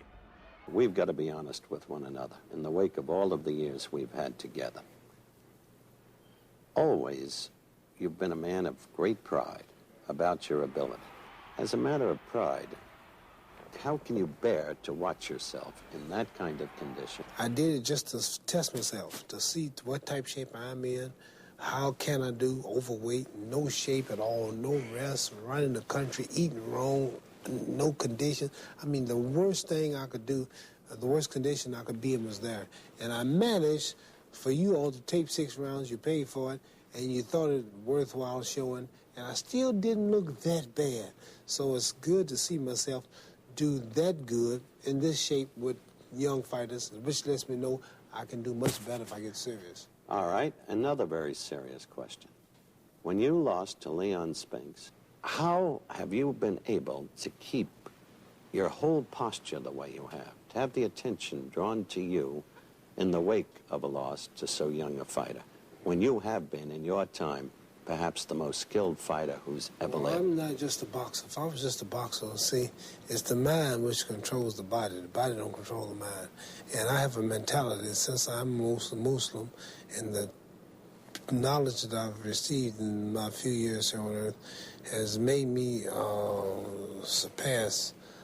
transcend sports. Like the minute I lost to Spinks, I was in Bangladesh 2 days later with 1,800,000 people at the airport and President Rahman. Now just left Soviet Union president.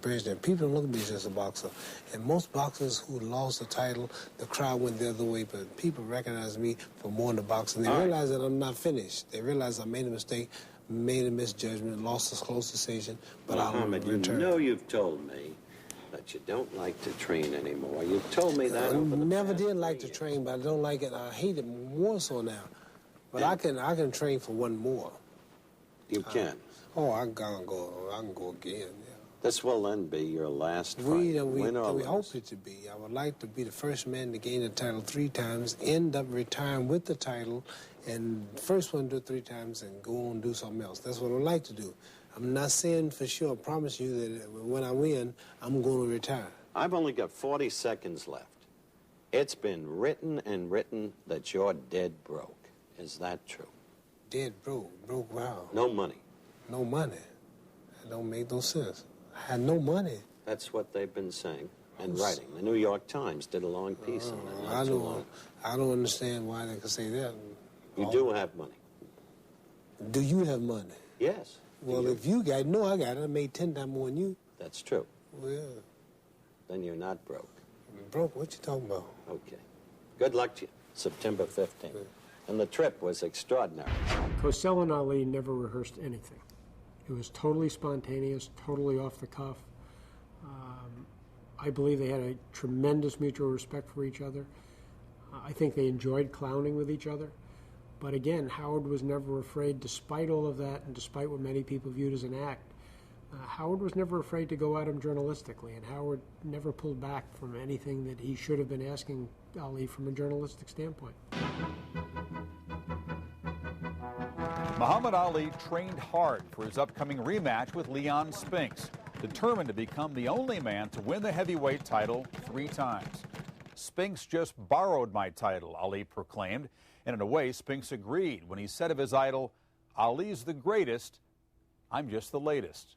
6 days before the fight, Ali took time out from his training to talk with the inquisitive Howard Cosell. Right now, in New Orleans, Louisiana, we have Muhammad Ali at ringside in the Municipal Auditorium, hopefully waiting to talk with us. Muhammad, you actually sparred 15 rounds today, which proves all over again that you're in the best physical condition you've been in since the Thriller in Manila. Yes, Howard, it's either do or die now, and I'm planning on this being seriously this time, my last fight, not only going out with the title 3 times, but to retire period with the title. So I'm doing everything serious. Today was my last hard day of real working. Ran about 5 miles this morning, plus boxed 15 rounds a day to test my stamina. From now, I'll just tape off. Now, you know something more about Spinks than you did the last time. You certainly have developed a respect for him because he did beat you cleanly. Right, not only I, Howard, but yourself, the world, the experts, everybody know more about him. Nobody knew. I was 7, he was 7 pro fights. They said he only had 7 pro fights. He was unexperienced, just out the Olympics, never gone over 10 rounds, barely beat Scott LeDuc. This kind of publicity didn't really help me. I wanted to win, but I didn't really train to win. Now I'm really ready. I think you look at my face now, you look at my body, my features, you can tell now this is not the same Muhammad Ali. Accepting that, then you know you have to fight differently, different tactics. Just the same old dancing and moving. No more rope-a-dope. Oh, no, that's the worst thing I can do, because I found out this man's got great stamina. Leon Spinks is one of the greatest fighters in the history of boxing. I know because I was in that 15 round. He's one of the greatest of all times. And to be that great, I wouldn't be so serious and training like I am. I found out, the world found out, the man is great, and you got to be good to beat him. All right, can you knock him out? I don't know. I might not. I'm not going to predict nothing. I can't predict a round. I think it won't go the distance. I think I should stop him before 10. I'm still speculating and talking. But I'm here to tell you now, the man is dangerous. All right, accepting that. He's dangerous. There's more than dollars here. And he's crazy. And don't give a damn about nothing. That's true. He just, come at you. So it's the morning after, and champion for the third time, Muhammad Ali, is here with me. Any thoughts the morning after, reflectively, about the fight that you'd like to express? Well, I'm just so happy I won the fight. And the battle plans worked 100%. Just what it did is what I planned to do. And I'm just happy I won, and there's so many good reasons as to why I can say I'm glad I won. I can't think of them now. They'll come to me later. You appear to be absolutely exhausted, and your right hand hurts. Both hands are a little sore. Both hands. My shoulders are sore, and my legs are a little sore and everything. I'm sore all over. It was not, I think you'll agree, a great fight in terms of the actual bout within the four corners. Well, for a man 36 years old to move and dance 15 rounds and to come out like I did after 15 years of wear and tear in the third title, it was a miracle fight. It was not just great, it was a miracle fight. But if I was 27, 28 years old, you could say that wasn't great. But for a man 36 with a 25-year-old man, to outmove him, outgun him, out-endurance him, it was not great, exceptionally great. That leads us to the final question. You told me unequivocally in our pre-fight interview that this would be the last fight. Are you beginning to waver on that? Yeah. Why? Because I want to hold my title. I want the boxing people taking my title and telling me what I got to do. I have a right to wait 6 or 7 months to decide what I want to do. So as of now, I'm still champion.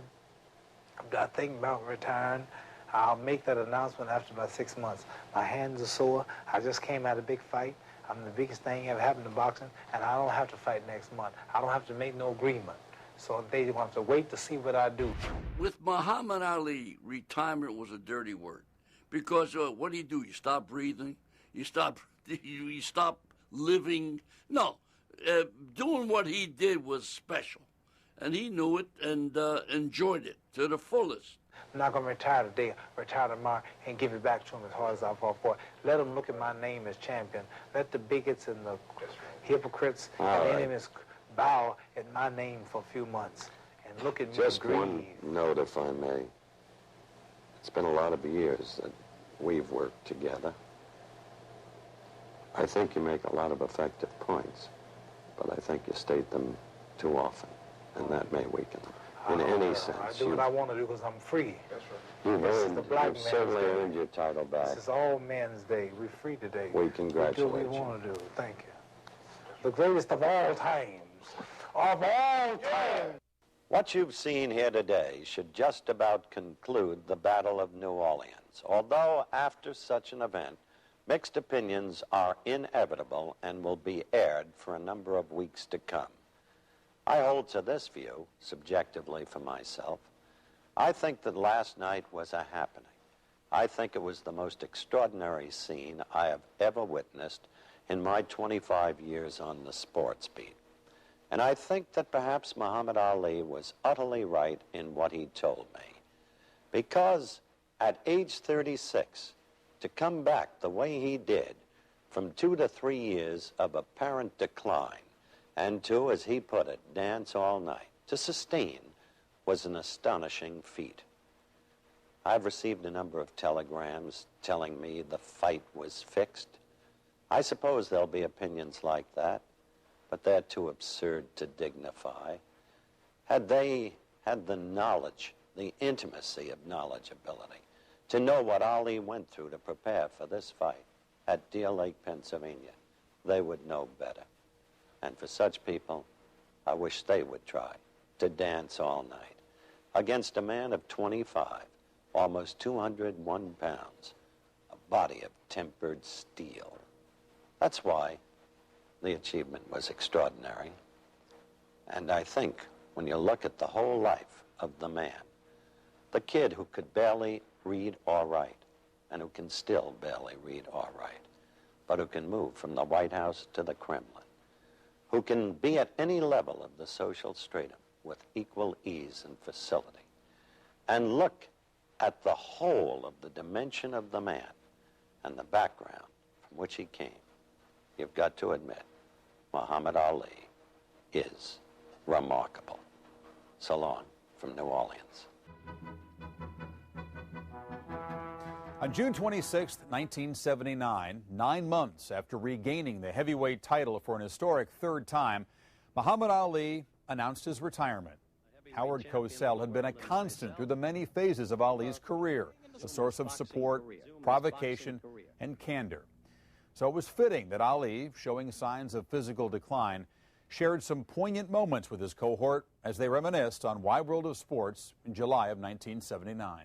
Hello again, everyone. I'm Howard Cosell. Within the relatively recent days, as you probably know, Muhammad Ali has formally retired from boxing. He did it by the dispatch of a letter to the World Boxing Association in which he said he would not be defending his heavyweight title. We're going to talk with the great man himself. He's in Los Angeles. We have a split screen set up. Muhammad, hello again. Good to be back with you again. First, in your view, what was your single greatest fight? Well, first of all, Howard, I can say it's difficult to say which fight was my single greatest. I know the one that I liked the best was the fight in Manila with Joe Frazier. All right, Muhammad, let's begin at the beginning. The two fights with Sonny Liston, your whole career jarred by controversy. There were those to this day who say those fights were fixed. At the end of your career now, answer such people. Well, I would like to say that I can't blame them for thinking something was wrong because Liston had built such image. He destroyed Patterson twice and Zorb Foley and Cleveland Williams. And he was really a great fighter, and I was so hated because of my Islamic religion, the draft resistance, and they wanted me beat so bad they just couldn't believe that I was as great as I was. April 28, 1967, Houston, Texas. We were together. You rejected military induction. 3.5 years ensued of enforced idleness. The press, not quite, but almost unanimously, glad about what was being done to you. Looking back today, how do you feel about those people? Well, I can't say that they were glad what was happening. Some probably were, but I never say all. But I don't feel no malice or nothing bad because they were only doing what they thought at the time was right. Later, they all changed and realized I was right. All right, for that. It was reported shortly ago that Bob Arum, the boxing promoter, this reported on radio and on television, paid you $300,000 for you to write a letter of retirement to the World Boxing Association. Is that true or not true? Well, If that's true, I know nothing about it, so I say it's not true. But I was paid a great sum to hold my retirement party, which will be here in the Forum in Los Angeles on September the 6th. And that was part of the payment for us to have the show and the promotion during the Forum, which they plan to make the money back. But can't nobody pay me to retire. Final question, Muhammad. Are you glad it's over? Yes, sir, Howard. I'm so glad that's all over. I'm glad that I'm still intelligent enough to speak. I'm glad that I'm a three-time champion. I'm glad I got to know you. And thank you for all the backing. I remember when the Vietnam crisis was going, you would go on television and say, if you don't believe Muhammad Ali's the champion, then get in the ring with him. And I want to say that helped me during my exile. Thank you. You are the greatest, aren't you? I try to be. Good luck. That was just used. Thank you. Good luck to you, and it's not goodbye, it's au revoir, my friend. Thank you, Howard. As Muhammad Ali's boxing career came to an end, so did his unique relationship with Howard Cosell, an association that had entertained, educated, and often infuriated viewers for 16 tumultuous years on Wide World of Sports. From the early 60s through the end of the Ali era, Howard Cosell and Muhammad Ali bantered and bickered, held together by respect, honesty, affection, and in the end, compassion. It was a partnership that brought out the best in both men. Which one needed the other more? That, as Howard said, is a matter to conjure with. Thank you for joining us. I'm Chris Fowler for Classic Wide World of Sports.